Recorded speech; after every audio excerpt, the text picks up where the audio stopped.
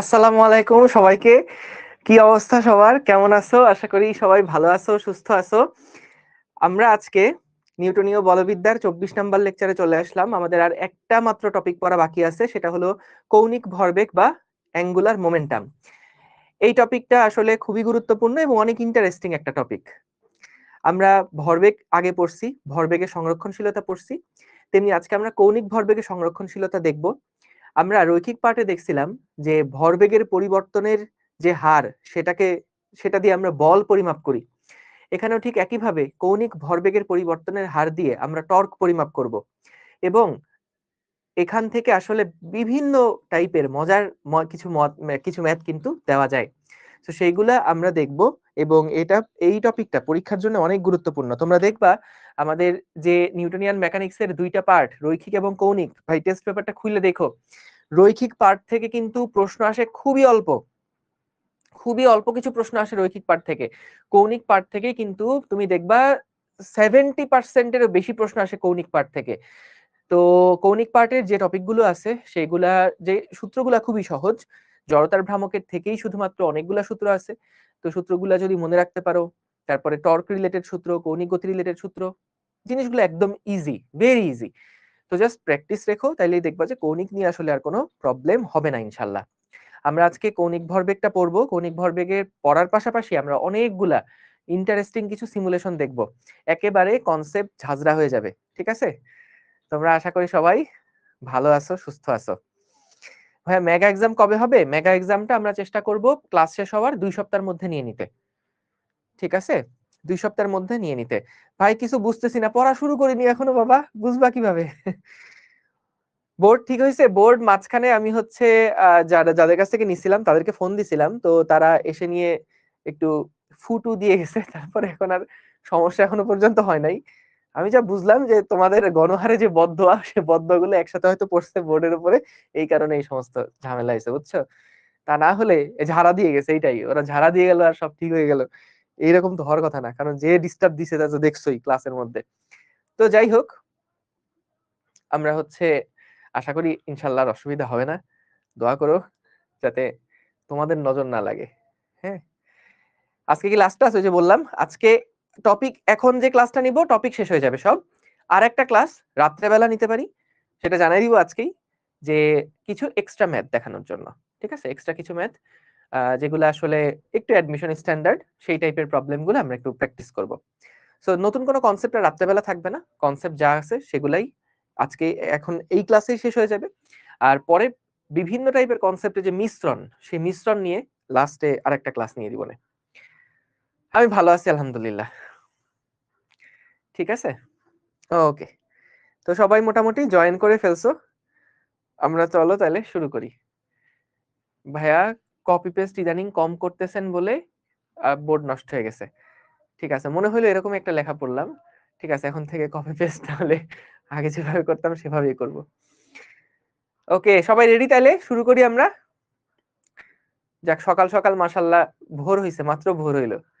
ভোর হইছে কিভাবে শোনো, আমি সকালবেলা ঘুম থেকে উঠে আমার অফলাইনে একটা ক্লাস ছিল, আজকে অফলাইনে গেছিলাম। যাওয়ার পরে আমি এখানে আসছি, আসার পরে দেখি এখানে সুন্দর ৩-৪ জন মিলে দেখি আমার জানলার পাশে গান গাচ্ছে। আমি অবাক হয়ে চিন্তা করলাম যে কি রে ভাই, মানুষের জীবনে এত সুখ! হ্যাঁ, ৩-৪ জন বন্ধু বান্ধব মিলে চিল্লায় চিল্লায় গান গাচ্ছে। মানে ভাল লাগলো আমার কাছে, সুন্দর।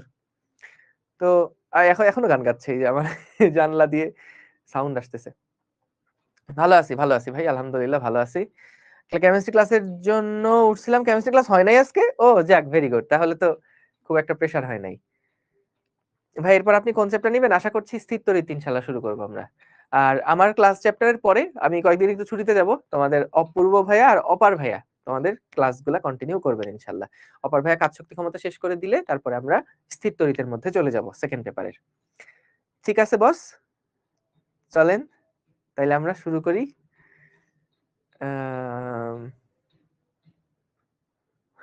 ঠিক আছে, চলো বিসমিল্লাহির রহমানির রহিম। সো আমরা আজকে কৌণিক ভরবেগ নিয়ে পড়ব। দেখো, কৌণিক ভরবেগ এই জিনিসটা আসলে কি সেটা বোঝার আগে আমরা আগে রৈখিক ভরবেগের পার্টটা একটু মনে করে আসি। মনে করো আমাদের কাছে এম ভরের কোনো একটা বস্তু রাখা আছে এবং সেই এম ভরের বস্তুটা ভি বেগে গতিশীল আছে, তাহলে তার যে ভরবেগ পি সেটা সমান সমান হয় এম ভি, তাই তো? ভরবেগ একটা ভেক্টর রাশি। এখন কৌণিক ভরবেগ শুধুমাত্র কিন্তু বৃত্তাকার গতির জন্যই কৌণিক ভরবেগ প্রযোজ্য, বিষয়টা এরকম না। আমরা যে কোনো একটা অক্ষের সাপেক্ষে রৈখিকভাবে গতিশীল কোনো একটা বস্তু কণারও কৌণিক ভরবেগ মেজার করতে পারবো। সেটার আসলে ইমপ্যাক্টটা কি সেটা বলতে আসলে এর সিগনিফিকেন্স কি, এই জিনিসগুলো একদম ক্রিস্টাল ক্লিয়ার হয়ে যাবে দেখবা। সো আগে আসো দেখি কিভাবে করে কৌণিক ভরবেগ পরিমাপ করতে হয়। আমরা তো রৈখিক ভরবেগ ইজিলি মাপতে পারি, তো ভাইয়া কৌণিক ভরবেগটা কিভাবে করে আমরা ইজিলি মাপতে পারি বা কৌণিক ভরবেগ কিভাবে মাপে, সেই জিনিসটা আমরা একটু দেখব। ঠিক আছে, দেখো। সো আমাদের মনে করো কোনো একটা বস্তু এম ভরের এবং এই এম ভরের বস্তুটা আমাদের ভি বেগে গতিশীল আছে, একটা রৈখিক বেগে সেটা গতিশীল আছে, হ্যাঁ, সোজা যাচ্ছে। এখন আমরা চাই এটার রৈখিক ভরবেগ তো মাপা সহজ, আমরা চাই কৌণিক ভরবেগ পরিমাপ করতে। এখন কথা হচ্ছে যে ভাইয়া এটা তো ঘুরছে না, তাহলে কৌণিক ভরবেগের ব্যাপারগুলো আসলে কেন আসলো, কেন আসলো, কিভাবে বের করতে হয়, মানে কেন আসলো, এগুলোর সিগনিফিকেন্স কি সেটা আমি একটু পরেই বলছি। আগে একটু দেখে নেই যে কৌণিক ভরবেগটা কিভাবে করে মেজার করতে হয়। সো আমাদের কোনো একটা এম ভরের বস্তু যদি ভি বেগে গতিশীল থাকে, তাহলে কোনো একটা বিন্দুর সাপেক্ষে আমরা তার কৌণিক ভরবেগ মেজার করতে পারি। কৌণিক ভরবেগ মেজার করার জন্য একটা অক্ষ লাগবে, আগে একটা প্রসঙ্গ কাঠামো লাগবে। সো আমাদের মনে করলাম সেই অক্ষটা হচ্ছে মূল বিন্দু, অক্ষটা হচ্ছে মনে করলাম এইটা, এইটা হচ্ছে আমাদের অক্ষ।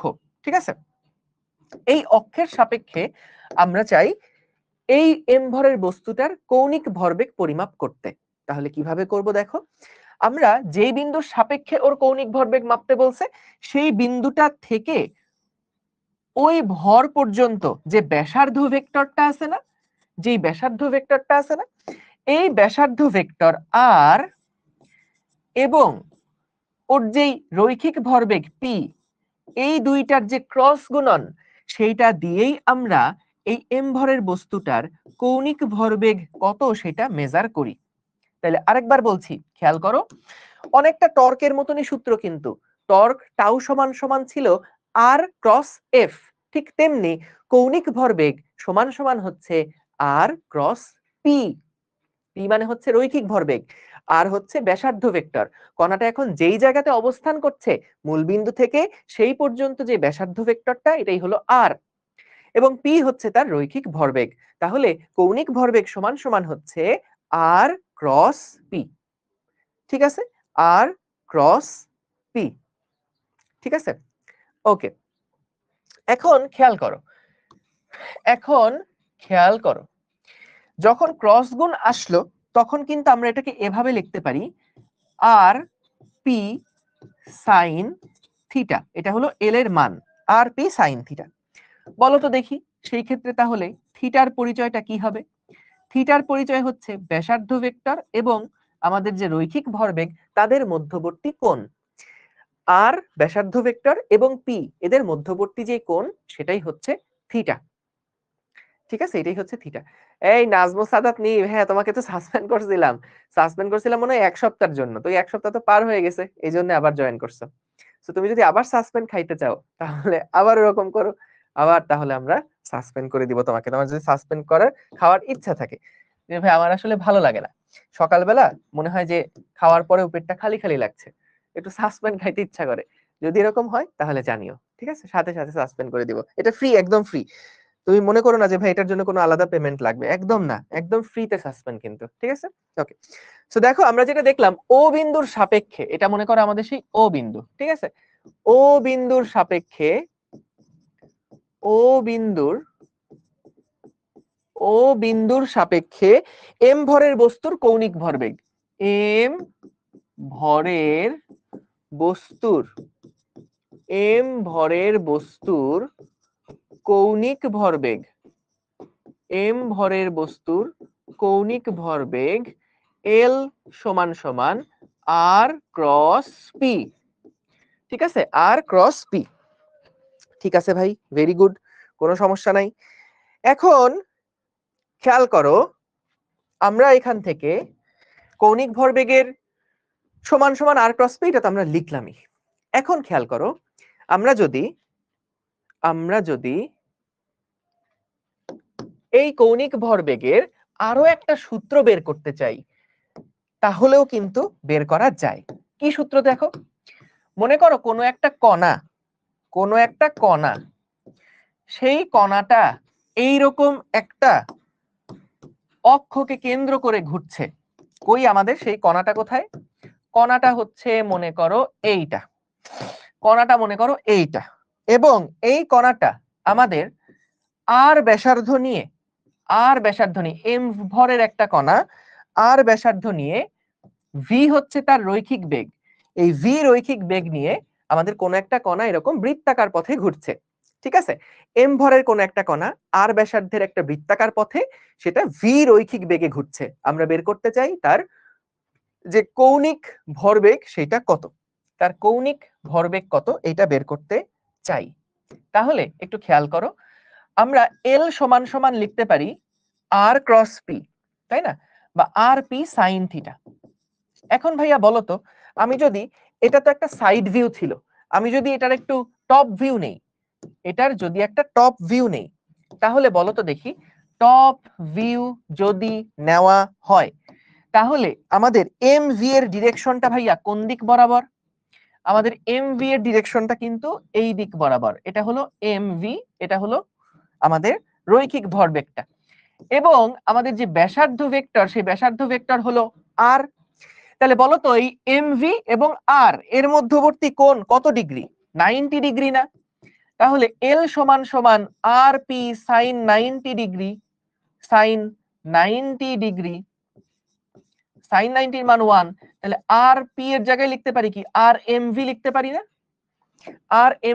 পারি না? অবশ্যই পারি। এবং দেখো তো ভাইয়া, আমরা এখানে যেটা ভি বেগে গতিশীল আছে সেই ভি এর জন্য কি লিখতে পারি? ওমেগা আর লিখতে পারি, যে আমাদের রৈখিক বেগ সমান সমান কৌণিক বেগ ইনটু ব্যাসার্ধ। তাহলে v ইজ ইকুয়ালস টু লিখলাম ওমেগা আর, ঠিক আছে, ভেরি গুড। তাহলে কি আসে দেখো, এম আর স্কয়ার ওমেগা। বলতো এই এম আর স্কয়ার জিনিসটা কি ছিল? আমাদের জড়তার ভ্রামক ছিল আই ইনটু ওমেগা। খেয়াল করো, এই সূত্রটা কিন্তু মনে রাখা আরো সহজ, এল সমান সমান আই ওমেগা, এটা মনে রাখা আরো সহজ। কিভাবে সহজ? তুমি দেখো, আমাদের পি সমান সমান এম ভি, এটার সাথে যদি একটু রিলেট করতে চাও, তাহলে দেখো এম মানে কি ছিল? জড়তা, রৈখিক যেই জড়তা। আর আই মানে কি? কৌণিক ঘোরার ক্ষেত্রে যেই জড়তা। ভি মানে ছিল বেগ, রৈখিক বেগ, ওমেগা হচ্ছে কৌণিক বেগ। সো তাইলে দেখো এখানে কিন্তু আমরা সেই ভর বেগটাই পাচ্ছি। তাহলে ভাইয়া আমরা এল এর কিন্তু দুইটা ফর্মুলা দেখলাম, একটা হচ্ছে L is equals to I omega, আর আরেকটা হচ্ছে L is equals to R cross P। এখন ভাইয়া কৌণিক ভরবেগ তো একটা ভেক্টর রাশি, তাহলে ভেক্টর রাশির ডিরেকশনটা কোন দিকে হবে? ওমেগার ডিরেকশন যেই দিকে, এল এর ডিরেকশন সেই দিকে। ঠিক যেমনটা বলতো ভি এর ডিরেকশন যেদিকে, আমাদের রৈখিক ভরবেগের ডিরেকশনটা কি ঠিক সেই দিকে ছিল না? P is equals to M V, V এর ডিরেকশন যেই দিকে, আমাদের রৈখিক ভরবেগ পি এর ডিরেকশন একই দিকে ছিল। ঠিক একইভাবে ওমেগার ডিরেকশন যদি উপরের দিকে হয়, তাহলে আমাদের কৌণিক ভরবেগের ডিরেকশনটাও কিন্তু উপরের দিকে হবে। ওমেগার ডিরেকশন নিচের দিকে হলে কৌণিক ভরবেগের ডিরেকশনটাও নিচের দিকে হবে। অর্থাৎ তুমি ওমেগার যখন বের করছো, ওমেগা বের করার জন্য তুমি যেভাবে দিক বের করছো এখানেও একইভাবে দিক বের করবা। তাহলে বলো তো আমাদের আর ক্রস পি, তাহলে এই ক্ষেত্রে খেয়াল করে দেখো, যদি দুইটা ভেক্টরকে এক জায়গায় নিয়ে আসো, এইটা হলো আমাদের সেই আর ভেক্টর, আর এই দিকে আছে আমাদের পি ভেক্টর, তাই না? এদিকে আর ভেক্টর, এদিকে পি ভেক্টর। তাহলে আর ক্রস পি, এই যে আর থেকে পি এর দিকে আঙুলগুলাকে ঘোরাও, আর ক্রস পি এইটা সমান সমান আসলে কি হচ্ছে দেখো, তোমাদের দিকে নির্দেশ করছে। তাহলে আর ক্রস পি এইটার কৌণিক ভরবেগের ডিরেকশন কিন্তু তোমাদের দিকে, এবং যখন আমাদের বস্তুটা এইভাবে করে ঘুরছে তখনও তার ওমেগার ডিরেকশনও কিন্তু একই দিক বরাবর। তাহলে দেখছো ওমেগার দিক আর এল এর দিক একই দিকে থাকছে। ঠিক আছে, বলো clear? Simple, thank you so much, very good. তাহলে ভাইয়া চলো আমরা একটু ছোটখাটো কিছু ম্যাথ প্রবলেম করে ফেলি। তবে এটা ভুলে যেও না, আমরা একটা এম ভরের বস্তু যদি ভি বেগে গতিশীল থাকে, রৈখিকভাবে গতিশীল, কিন্তু তবুও তার কৌণিক ভরবেগ আমরা মাপতে পারবো। এই কৌণিক ভরবেগটা দিয়ে কি বোঝায়, কেন এটার প্রয়োজন হয়, এটার সিগনিফিকেন্স কি, সেগুলো আমরা শিখবো। এটা ভুলে যেও না। আপাতত আমরা কিন্তু মান বের করা শিখছি, সো প্রত্যেকটা জিনিসের রিজনিং আছে। সো এইটা দেখো খুব সহজ একটা প্রশ্ন, বুটেক্সে এই টাইপের প্রশ্ন অনেক দেয়। আমাদের এই যে টেক্সটাইল ইউনিভার্সিটি, যেটা একই টাইপের প্রশ্ন 2018-19 সালেও আসছিল মনে হয়, পরেরটাও লেখা আছে, এটা হোমওয়ার্ক দিয়ে দিব। 18-19 সালে আসছিল এটা, আর এটা হচ্ছে আমাদের 21-22 সালে আসা। তো দেখো প্রশ্নটা কি সিম্পল, 2 কেজি ভরের একটা বস্তুর অবস্থান ভেক্টর আর সমান সমান দেওয়া আছে। তাহলে আর ইজ ইকুয়ালস টু দেওয়া আছে হচ্ছে I cap minus 2j cap plus 2k cap, এবং ভি যে ভেক্টরটা এটা সমান সমান দেওয়া আছে কত, 2i cap minus 4j cap plus 2k cap. ঠিক আছে, তাহলে এটা হলো আর ভি, বস্তুর কৌণিক ভরবেগের পরিমাণ কত বের করতে বলেছে। আমাদের এম এর মানও দেওয়া আছে প্রশ্নের মধ্যে, সেটা হলো 2 কেজি। ঠিক আছে, তাহলে বলো তো এম ভি বা পি সমান সমান আসলে কত হচ্ছে? পি সমান সমান হচ্ছে 2 ইন্টু 2 ইন্টু এই যে ভিটা ছিল, সেই ভিটা এখানে নিয়ে আসলাম। তাহলে কত আসে, পি সমান সমান আসছে 2 দুগুণে 4i cap minus 8j cap plus 2 দুগুণে 4k ক্যাপ। ঠিক আছে, তাহলে এইটা হচ্ছে আমাদের পি ভেক্টরটা, রাইট? এইটা হচ্ছে আমাদের পি ভেক্টরটা, এটা হচ্ছে আমাদের পি ভেক্টরটা, ভেরি গুড।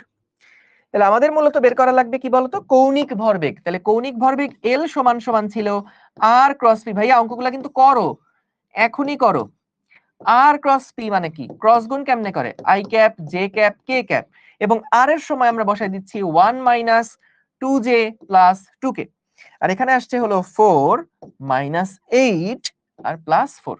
তাহলে এখান থেকে তোমরা আশা করি এইগুলা করতে পারবা, মাইনাস জে ক্যাপ প্লাস কে ক্যাপ। ঠিক আছে, তাহলে আশা করি ক্রস গুণটা তোমরা করে ফেলতে পারবা। সো ভেক্টর আকারে বের হয়ে গেলে পরে মান বের করাও তো ইজি, সো এটা মিলাই নিও অ্যানসারটা। ঠিক আছে, ঠিক আছে,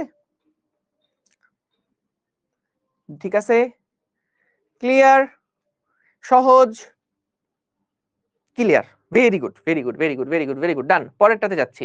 এই প্রবলেমটা হোমওয়ার্ক দিয়ে রাখলাম, এইটা হোমওয়ার্ক দিয়ে রাখলাম, অ্যানসার দেওয়া আছে একদম সেম ম্যাথ। দেখো 3 কেজি ভরের কণার গতিবেগ দেওয়া আছে, অবস্থান ভেক্টর এত হলে মূল বিন্দুর সাপেক্ষে এর কৌণিক ভরবেগ কত নির্ণয় করো। তাহলে অবস্থান ভেক্টর যেটা দেওয়া থাকে বলতো, অবস্থান ভেক্টর সবসময় কোন বিন্দু থেকে নেওয়া থাকে বলতো?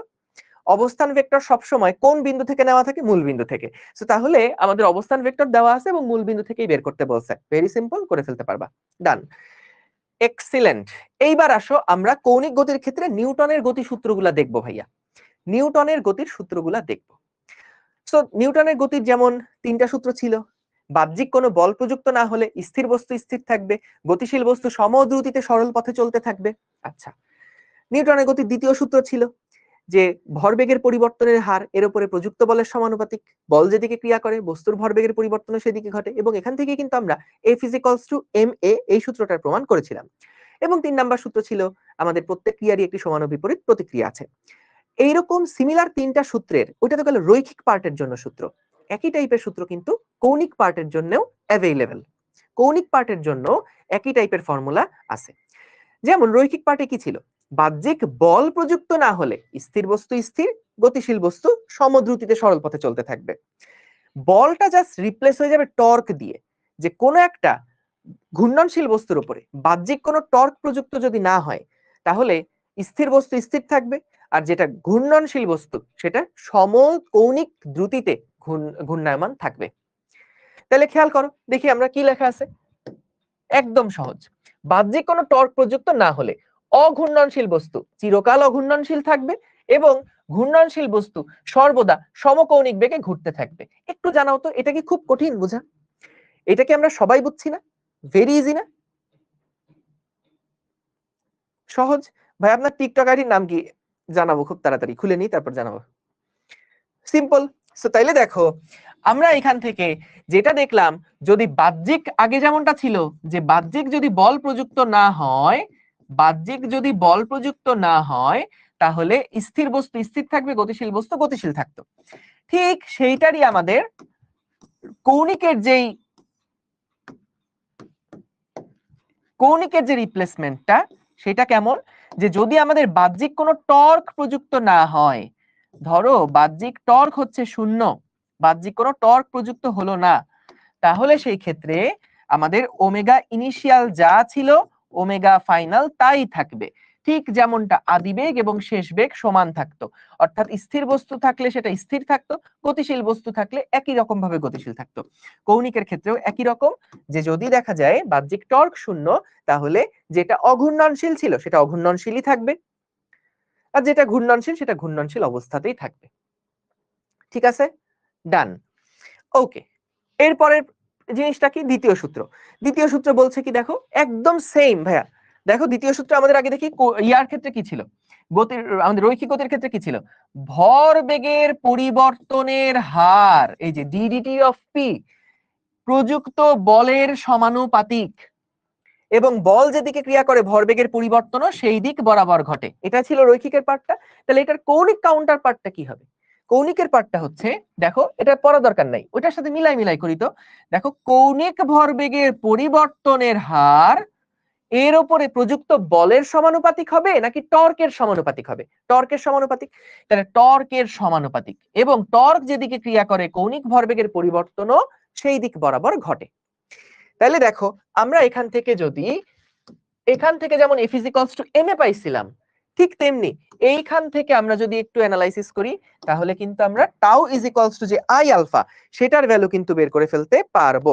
তাহলে দেখো এখানে এই যে dl/dt সমান সমান যে কনস্ট্যান্ট আসবে ওটাকে 1 ধরে নিলাম, যেমনটা F m এর ক্ষেত্রেও ছিল বা ওই ক্ষেত্রেও ছিল। তাহলে এখান থেকে দেখো এলটা মানে কি, কৌণিক ভরবেগ। ভাইয়া কৌণিক ভরবেগ তো দুই রকম সূত্র লেখা যায়, একটা লেখা যায় r ক্রস p, আর একটা তো লেখা যায় ওই যে I ওমেগা। তাহলে কোনটা লিখবো? দুইটা দিয়ে আমরা করি, চলো। সো আমরা প্রথমে এল সমান সমান যদি দেখি, এল হচ্ছে কোনটা লিখবো, I ওমেগা লিখলাম, suppose I omega by DT সমান সমান টাউ। তাহলে এখান থেকে দেখো তো আই তো ধ্রুবক, কোন একটা বস্তু যদি নির্দিষ্ট একটা অক্ষের সাপেক্ষে ঘুরতে থাকে তাহলে আই তো ধ্রুবক। আচ্ছা যাই হোক, এটাকে আমি ভেঙেই লিখি। দেখো আই ডি ওমেগা ডিটি, এটা একবার লেখা যায়, আরেকবার ওমেগাকে বাইরে নিয়ে আসলে ডিআই বাই ডিটি।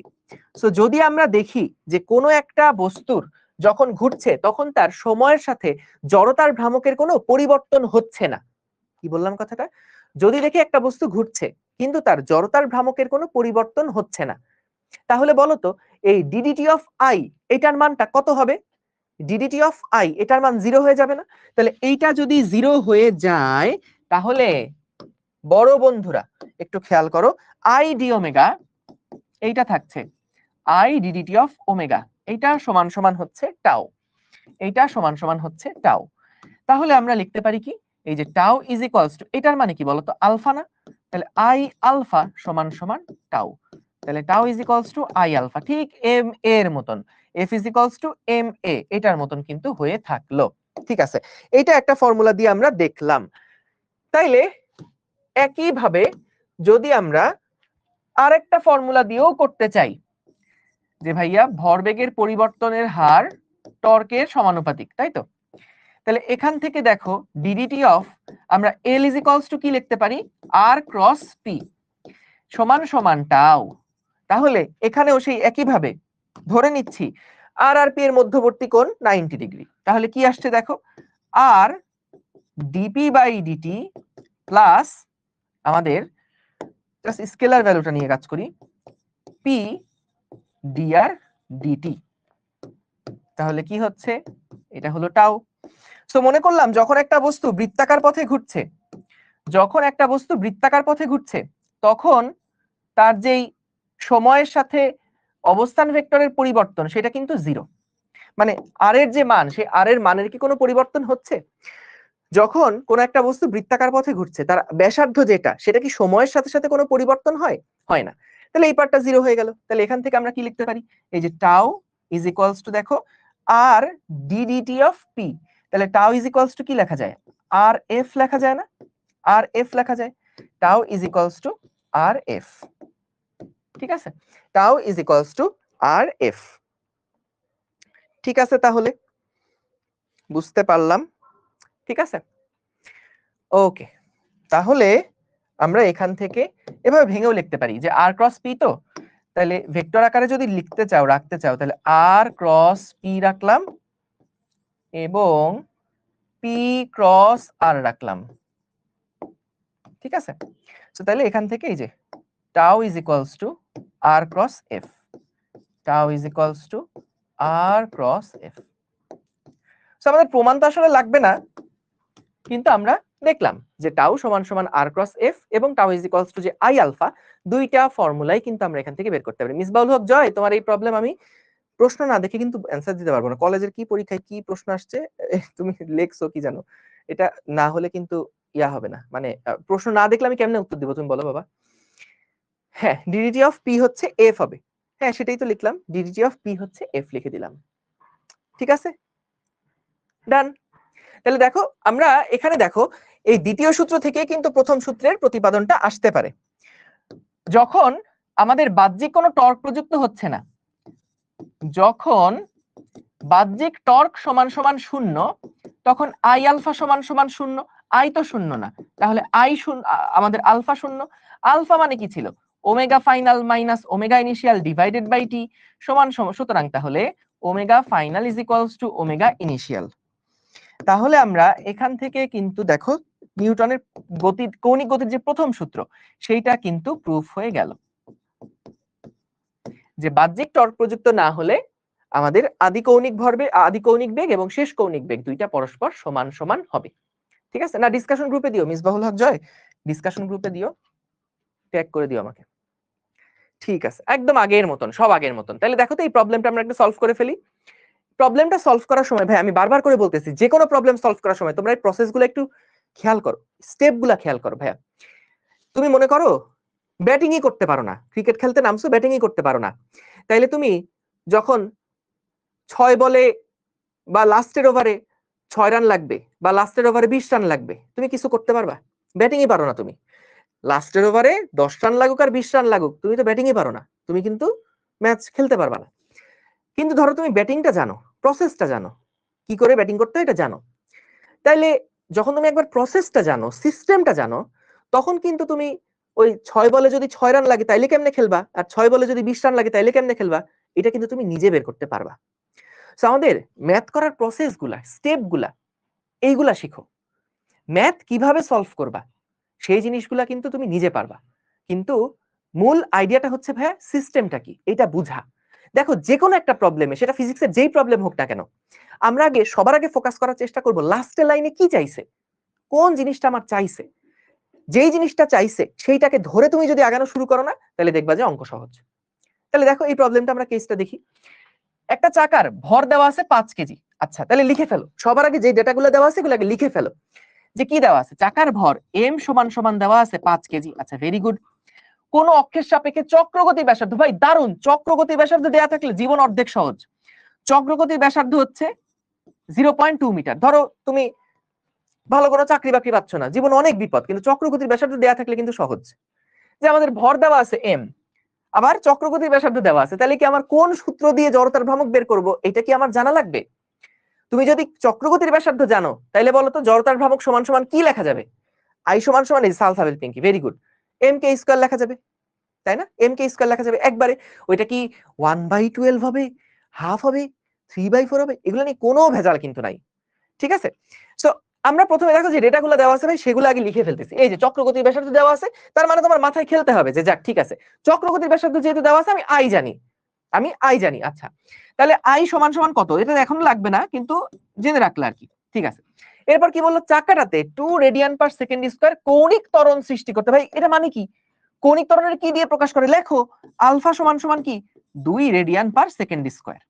এই তো যা যা ডেটা দেওয়া আছে সেগুলো আমরা লিখে ফেললাম। আচ্ছা এখন কি বলছে, সৃষ্টি করতে কত মানের টর্ক প্রয়োজন হবে। তাহলে ভাইয়া টর্ক কতটুকু প্রয়োজন হবে, তাহলে টর্ক বাইর করতে বলছে, তাহলে আমি যে টর্ক রিলেটেড সমীকরণগুলা লেখা লাগবে এটা কি বলে দেওয়া লাগবে কাউকে? আমাকে বের করতে বলছে টর্ক বের করো, তাহলে টর্ক বের করতে হলে টর্ক রিলেটেড সমীকরণগুলা কি কি জানি আমি ভাই?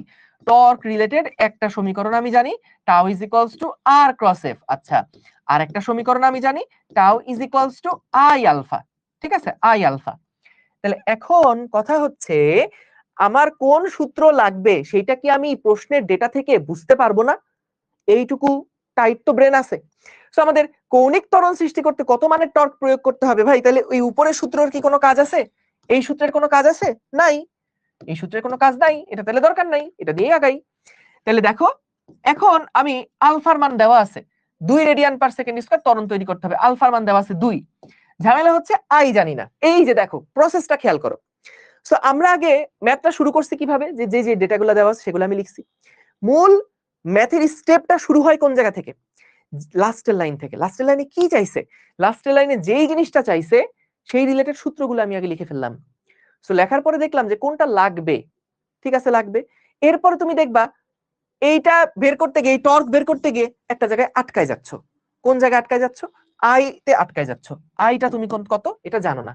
তাহলে এখন তোমার পরের স্টেপটা হবে কিভাবে করে আই বের করা যায়, কি স্টেপে আগালে আমি আইটা বের করতে পারবো। তাহলে দেখো আই তো জানোই, আই সমান এম কে স্কয়ার, তাহলে এখান থেকে আমি লিখে দিলাম এম কে স্কয়ার ইনটু হচ্ছে 2। তাহলে এম এর মান কত ছিল, 5 কেজি ছিল, কে এর মান কত ছিল 0.2, এটার উপর স্কয়ার ইনটু 2। তাহলে এখান থেকে আমরা কিন্তু দেখো টাউ সমান সমান কত বের করে ফেলতে পারবো, 5 ইনটু 0.2 স্কয়ার ইনটু 2, এটা কত আসে 0.4 নিউটন মিটার। তাহলে এইটা হচ্ছে আমাদের টর্কের মান, কত টর্ক প্রয়োগ করতে হবে পেয়ে গেলাম। বুঝতে পারছো? সো এত কথা বলার মেইন কারণটা হচ্ছে ভাই প্রসেসটা বোঝানো। এইটাই তুমি দেখবা 99% ম্যাথ বা 95 থেকে 98% ম্যাথ মোটামুটি এই স্ট্র্যাটেজিতে আগালেই হয়ে যায়। আমরা বুঝি না যে কোত্থেকে শুরু করব। আমরা সব সময় না ওই গাইডে দেখা যায় কি, শোনো, যে কোনো একটা গাইডে তুমি দেখবা, গাইডে দেখা যায় কি হঠাৎ করে একটা জায়গা থেকে শুরু করছে, আর আমরা আমাদেরকে প্রশ্ন করি যে আচ্ছা এই জায়গা থেকে যে শুরু করবো এটা বুঝবো কিভাবে, এই জায়গা থেকে যে ম্যাথটা স্টার্ট করবো এটা বুঝবো কিভাবে।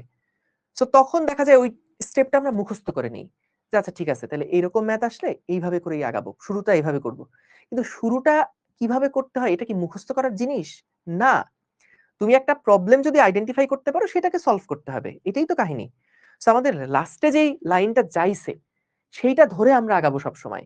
লাস্টে কি চাইছে, আচ্ছা টর্ক চাইছে, টর্ক রিলেটেড সূত্র কি সেগুলো দেখলাম, ওই সূত্র অ্যাপ্লাই করতে গিয়ে তুমি নিশ্চয়ই কোনো না কোনো জায়গায় আটকাবা।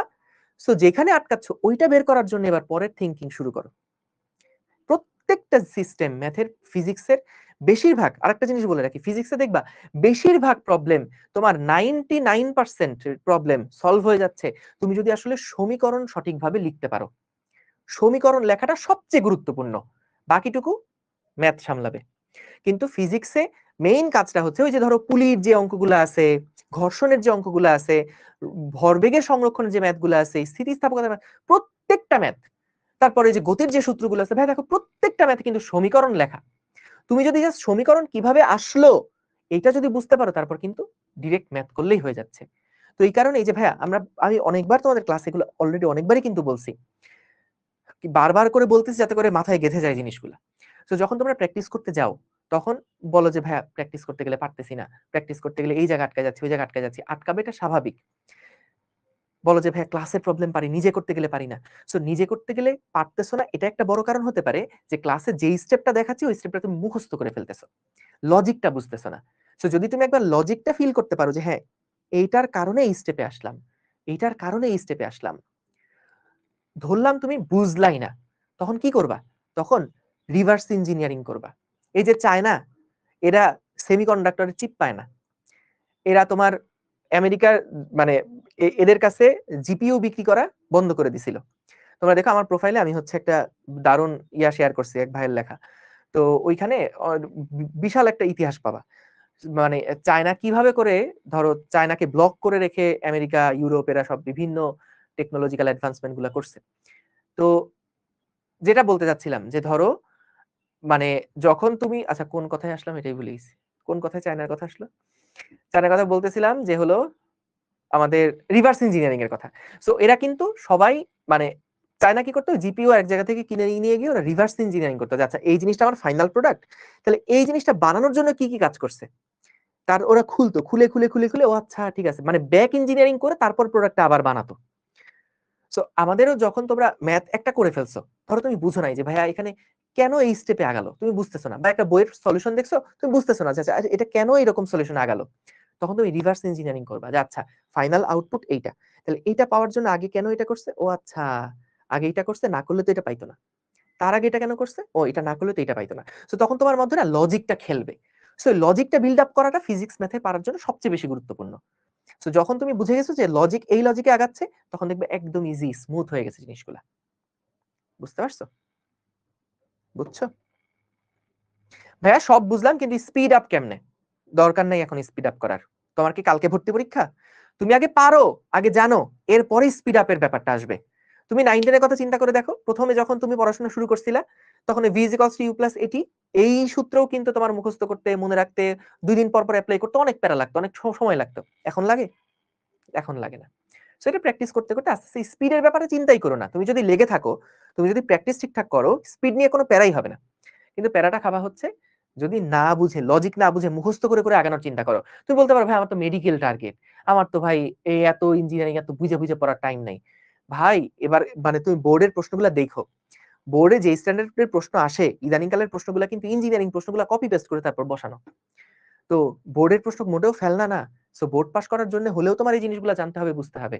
এবং থিওরি যখন একবার ভালো মতন বুঝবে, আমি মেডিকেল ব্যাচেও ক্লাস নিছি, থিওরি যারা ভালো মতন পারে, যারা বুঝে জিনিসগুলো আগায়, তাদের জন্য ফিজিক্স, মেডিকেলের ফিজিক্স একদম ইজি। খালি কয়েকটা যে জিনিস মুখস্থ করা লাগে, কোন বিজ্ঞানী কত সালে কি আবিষ্কার করছে, এই সমস্ত জিনিসগুলো ওগুলো বাদ দিলে মেজরিটি দেখবা এখনকার প্রশ্নগুলো এরকম মুখস্থ নির্ভর কিন্তু আসে না। মেডিকেলের প্রশ্নগুলো অনেক লজিক সেন্টার্ড আসে। সো লজিক যদি বুঝে তারপরে আগাইতে পারো, দেখবা যে ইজি লাগবে। ঠিক আছে? সো এই হচ্ছে কথা। ভাইয়া রিটেন কোশ্চেন টাইমটাই কি অ্যাডমিশন রিয়েলিটি? এটা বুঝি নাই, মুবাশিরা কি বলছো? হ্যাঁ, একটা প্রবলেম সলভিং ক্লাস দিলে ভালো হতো ডেফিনিটলি। আমি একটা প্রবলেম সলভিং ক্লাস তোমাদের নিয়ে দিব, কোনো অসুবিধা নাই। কিন্তু প্রবলেম সলভিং ক্লাসটা যখন নিব তখন একটু খেয়াল কইরো, এরকম টাইপের প্রবলেম বইলো না যে ভাইয়া আমাকে জড়তার ভ্রামক বুঝায় দেন। এইরকম হইলে হবে না। কারণ অলরেডি যেই টপিকগুলো দেখানো আছে থিওরি, সেগুলো তোমাকে করে আসতেই হবে। হ্যাঁ, যদি কোনো স্পেসিফিক প্রবলেম থাকে যে ভাইয়া এটা লিংক করতে পারতেছি না, এটা বুঝতেছি না, এই প্রবলেমটা ঝামেলা, সেগুলা দেখাও। সেগুলো আমি চেষ্টা করব সলভ করে দিতে। কিন্তু ওই যে বললাম যে ভাইয়া আ ঘর্ষণের টপিকটা ভাইয়া বুঝাই দেন, এটা হলে হবে না। এটার জন্য কিন্তু রেকর্ড ক্লাস আছে। ভালো মতো রেকর্ড ক্লাস আছে, আর্কাইভ ক্লাসে অপূর্ব দারুণ লেকচার আছে। সো এগুলা দেখে আসবা। দেখার পরে যদি কোনো প্রবলেম পাও, সেই প্রবলেমগুলো নিয়ে আমরা একটা প্রবলেম সলভিং ক্লাস দিব না, কোনো অসুবিধা নাই। ঠিক আছে? আচ্ছা মনেই থাকে না কখন কোন প্রশ্নে কি সূত্র দিব, কিন্তু যখন করি তখন মনে থাকে, পরে প্র্যাকটিস করতে গেলে দেখি না বেঁধে যাচ্ছে। বেঁধে তো যাইতেই পারো ভাই। ভাই আমিও তোমাদের ক্লাসে আজকে এগুলা দেখানোর আগে আমি নিজেও পড়ে আসছি। আমি কত বছর ধরে পড়াই? আমি 2013-14 সাল থেকে আজকে 25 সাল পর্যন্ত পড়াচ্ছি, 11 বছর হয়ে গেল। তার আগে 2 বছর আমি নিজে ইন্টারে ফিজিক্স পড়ছি। আমিও তো এই জিনিসগুলো আজকে যে তোমাদেরকে পড়াচ্ছি, এগুলো পড়ার আগে আমারও পড়ে আসতে হয়েছে, দেখে আসা সবই তোমার দেখে আসা লাগছে। আমি তো ফিজিক্স ছাড়া আর কোনো কিছুই পারি না, কেমিস্ট্রিও পারি না, ম্যাথও পারি না। তাহলে আমি এত বছর ধরে পড়াচ্ছি, আমার যদি এতবার করে দেখে দেখে তারপরে এসে তোমাদেরকে পড়ানো লাগে, তোমরা কয়বার পড়ছো একটা টপিক? কয়বার সূত্র পড়ছো তোমরা? এহ, মানে দুইবার তিনবার পড়ছো, এখন একটু বেঁধে যাচ্ছ, এই জন্য কমপ্লেন? এটা কোনো কথা? সো আটকাবাই, এটা স্বাভাবিক, হিউম্যান নেচারই এটা। সো তোমার যত বেশি পড়বা তত দেখবা যে বেসিক জিনিসগুলো ভুলতেছ না, বেসিক জিনিসগুলো খেয়াল থাকবে। সো এইটাই বারবার বারবার করে পড়ো। তুমি এখন তোমার যদি এখন নিজের নামও ভুলে যাও, তাহলে কি v is equals to u plus এটি এটা ভুলবা কখনো? s is equals to u plus half x square এটা ভুলবা? সো ভুলবা না কেন? অনেকবার পড়া হয়েছে, সেগুলো দেখবা পড়তে পড়তে পড়তে পড়তে মাথায় গেঁথে যাবে একদম, এগুলো মাথা থেকে বের হবে না আর। তাহলে কনফিডেন্স পাই না, কনফিডেন্স খুব ওভাররেটেড জিনিস, কনফিডেন্স থাকলে বরং খারাপ, এটা আমার কাছে মনে হয়। এটা আমার মানে একান্ত পার্সোনাল ওপিনিয়ন যে কনফিডেন্স খুবই ওভাররেটেড একটা জিনিস। আরে পারবো পারবো, হ্যাঁ এটা দরকারই নাই, দরকারই নেই, ভুলে যাও, কনফিডেন্স দরকার নাই। বরং কনফিডেন্স কম থাকলে মানুষ আরো চেষ্টা বেশি করে, তো এটা দরকার, চেষ্টা বেশি থাকলে আলটিমেটলি পারবা। তো এগুলা ফালতু প্রবলেম, এগুলা নিয়ে চিন্তা করো না, ঠিক আছে? মেগা এক্সাম আর অ্যাডমিশনের সময় কি সমান? অ্যাডমিশনে বুয়েট রিটেনের ক্ষেত্রে প্রত্যেকটা প্রশ্নে 3 মিনিট করে সময় পাবা, 3 মিনিট করে সময় পাবা। সো ওই 3 মিনিট তুমি দেখবা এখন থেকে যদি প্র্যাকটিসটা করো, তোমার যদি নলেজের গ্যাপটা না থাকে, ভাই ইন্টার পর্যন্ত এইটা ইনশিওর করো যে বইয়ের প্রত্যেকটা টপিকে তোমার নলেজের কোনো গ্যাপ নাই, তোমার নলেজ 100% আছে। এরপরে স্পিড আপ করার কাজটা তুমি যখন অ্যাডমিশন ফেজে গিয়ে দারুণভাবে করতে পারবা। কিন্তু নলেজের ঘাটতি রেখে ইন্টার পাস করতে যাও না, তখন কিন্তু ভেজালে পড়বা। সো আমরা সবসময় কিন্তু সাইকেলে যারা স্টুডেন্টরা থাকে এদেরকে স্পেশালি ট্রিট করি। সাইকেলের স্টুডেন্টরা যারা বিশেষ করে লাইভ ক্লাস করতেছে, পুরাটা রেকর্ড ক্লাস করতেছে, এরা সবসময় স্পেশাল, এরাই কিন্তু ইঞ্জিনিয়ারিং এর ব্যাচে ভর্তি হয়, এদের থেকে কিন্তু বেশিরভাগ পোলাপান চান্স পায়। তো সাইকেলের এই ক্লাসগুলা যারা এই যে রেগুলারলি করতেছো বা লাইভ ক্লাসগুলো করতেছো, তোমরা দেখবা এগুলো রেগুলারিটি ধরে রাখতে পারলেই, পড়াশোনা রেগুলারিটি ধরে রাখতে পারলেই মোটামুটি সব কাভার। কারণ অনলাইনে আসলে যত ডিটেইলসে যত টপিক কাভার করা সম্ভব, এইটা আসলে অন্য যে কোনো জায়গায় ইম্পসিবল। তো এটার জন্য কন্টেন্ট গুলা যেহেতু সব পাচ্ছ, ডেডিকেটেডলি পাচ্ছ, ডিটেইলসে পাচ্ছ, সো এগুলা মিস করো না, জাস্ট পড়া জমাই রেখো না। তুমি দেখবা যে ইন্টার পাস করার পরে তুমি মানে 98% স্টুডেন্টদের থেকে আগায় আসো, বাংলাদেশের 98% স্টুডেন্টদের থেকে আগায় আসো, যদি পুরাটা শেষ করে সুন্দর মতন জার্নিটা কমপ্লিট করতে পারো। তো তখন দেখবা যে ফাইটটা শুধুমাত্র হবে তোমার পজিশন নিয়ে। ইন্টারমিডিয়েটে যারা একাডেমিকে থাকতেই মোটামুটি এটুকু কনফার্ম হয়ে যায় ও কি চান্স পাবে নাকি পাবে না। আর অ্যাডমিশন ফেজের ওই 3টা মাস ডিসাইড করে ওর পজিশনটা কেমন হবে। সো এটার জন্য সময়টা নষ্ট করো না, কম্পিটিশন এখন অনেক, ওই কম্পিটিশন নিয়ে তোমার চিন্তাও করা লাগবে না, তুমি জাস্ট নিজের দিকটার খেয়াল রাখো যে নিজের পড়া হচ্ছে কিনা, নিজে সময় নষ্ট করতেছো কিনা, এটা খালি খেয়াল রাখো, তাইলেই হবে। 5-6 চ্যাপ্টারের আর্কাইভ ক্লাস কি ফুল সিলেবাসের? 5-6 কাজ শক্তি ক্ষমতা আর হলো মহাকর্ষ, হ্যাঁ ওইগুলো ফুল সিলেবাসের। যে কোনো আর্কাইভ ক্লাস কম্প্রিহেন্সিভ আছে, তুমি যদি কলেজের জন্য পড়তে চাও ভালোভাবে কভার হবে। কিন্তু আমার ক্লাসের ব্যাপার আমি একটু বলে রাখি, যেহেতু আমি অনেকগুলা ক্লাসে সিমুলেশন দেখাই, ওগুলো আবার স্লাইডে থাকে না। সো যদি আর্কাইভ করেও থাকো, লাইভ ক্লাসের অ্যাটলিস্ট সিমুলেশন গুলো একটু ঘুরে ঘুরে হলে দেখো, তাহলে জিনিসগুলা মানে কনসেপ্ট গুলো আরেকটু স্ট্রেনদেন হবে, ঠিক আছে? সো অনেক ক্ষেত্রে দেখা যায় যে সিমুলেশন গুলো দেখাচ্ছে ওইগুলো তো স্লাইডের মধ্যে থাকে না। সো তোমরা আর্কাইভ ক্লাস করলে ভেরি গুড, আর কোনো গ্যাপ থাকবে না। কিন্তু অ্যাটলিস্ট স্লাইড গুলোও দেখো, যদি কোনো নতুন ম্যাথ পাও তুলে নিলা, সেই সাথে ক্লাসগুলো একটু টেনে টেনে দেখো কোনো সিমুলেশন আছে কিনা। সিমুলেশন গুলো থাকলে আসলে অনেক হেল্প করে, তোমরা হয়তো যারা দেখছো তারা দেখছোই, ঠিক আছে? ওকে, ডান, গেল। সো এইবার আসো আমরা দেখি পরের সূত্রটা। এটা আসলে খুব একটা যে এটার অ্যাপ্লিকেশন আছে এরকমটা না, খুব যে ম্যাথ আসে এখান থেকে এরকমটা না, জাস্ট বলের ক্ষেত্রে যেরকম ক্রিয়া প্রতিক্রিয়া বল আছে, ঠিক তেমনি টর্কের ক্ষেত্রেও এরকম ক্রিয়া প্রতিক্রিয়া টর্ক আছে। এবং ক্রিয়া প্রতিক্রিয়া বল যেমন একই বস্তুর উপর কাজ করতো না, ভিন্ন বস্তুর উপর কাজ করতো, ঠিক তেমনি ক্রিয়া প্রতিক্রিয়া টর্ক যেটা, সেটাও আসলে ভিন্ন বস্তুর উপরে কাজ করে। এটার খুব একটা অ্যাপ্লিকেশন আমাদের লাগবে না, তো মোটামুটি আইডিয়াটা থাকলেই হলো। প্রত্যেক ক্রিয়ামূলক টর্কের একটা সমান ও বিপরীত প্রতিক্রিয়ামূলক টর্ক আছে। এইবার আসো সবচেয়ে গুরুত্বপূর্ণ টপিক, এই টপিকটা থেকে অনেক প্রশ্ন আসে এবং খুব সহজ। কৌণিক ভরবেগের সংরক্ষণ সূত্র। বলতো রৈখিক ভরবেগের সংরক্ষণ সূত্রটা কি ছিল? রৈখিক ভরবেগের সংরক্ষণ সূত্র ছিল, বাহ্যিক কোনো বল প্রযুক্ত না হলে আমাদের আদি ভরবেগ এবং শেষ ভরবেগ, একটা সিস্টেমের টোটাল আদি ভরবেগ এবং টোটাল শেষ ভরবেগ কনস্ট্যান্ট থাকবে। যেমন আমরা আগে দেখছিলাম কি, যদি কোনো বাহ্যিক বল প্রযুক্ত না হয়, এফ সমান কি লেখা যায়? ডিডিটি অফ পি লেখা যায়। তাইলে কোন সময়টাতে টি পরিবর্তন হলে পি এর পরিবর্তন শূন্য? যখন পি ইনিশিয়াল সমান সমান পি ফাইনাল।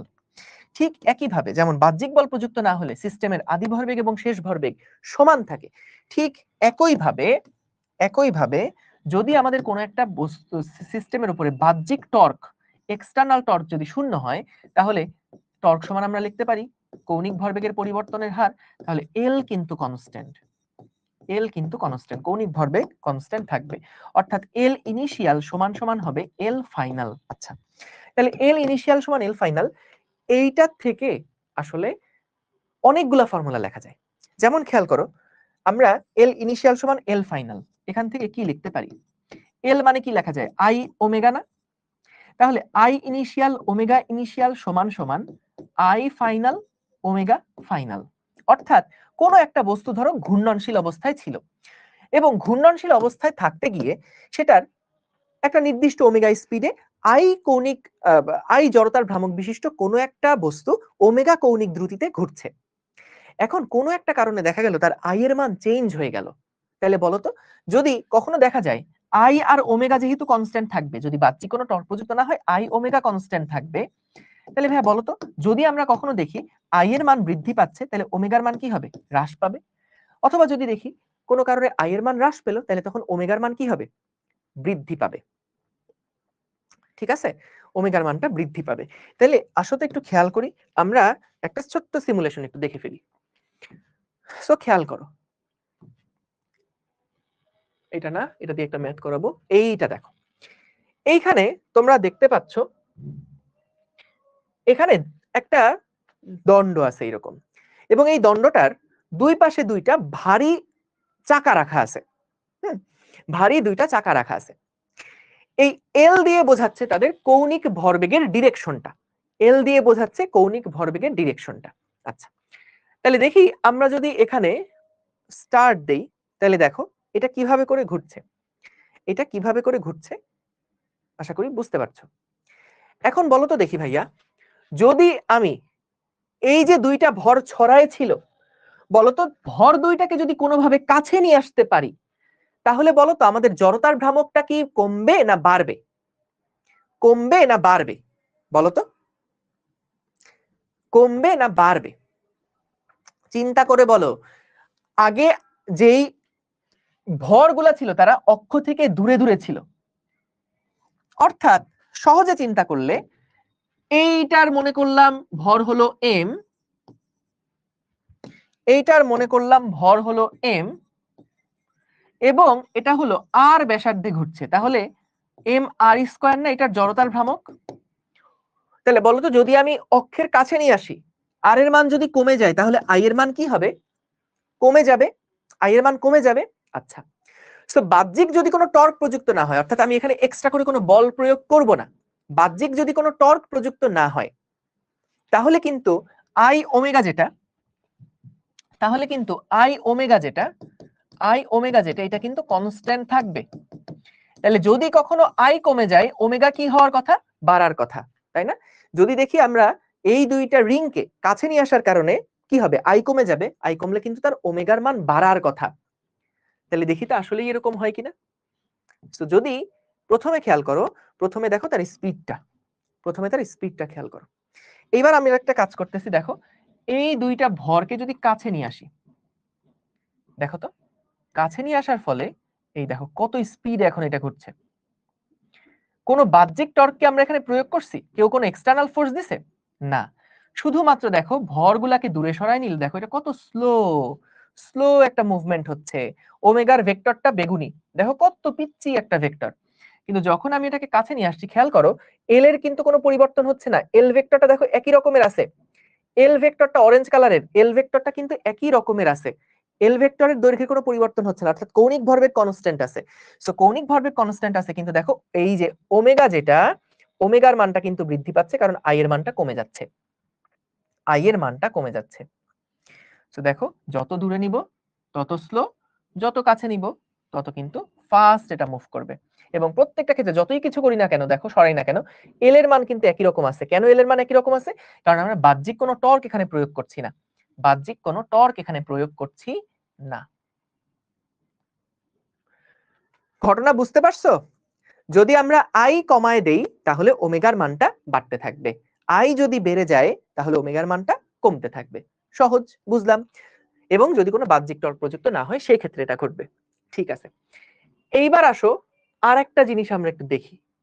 দেখো এখানে কি হচ্ছে, যে ডিস্কটা আছে এই ডিস্কটা ঘুরতে পারে, এই ডিস্কটা এরকম একটা অক্ষের সাপেক্ষে এই ডিস্কটা ঘুরতে পারে।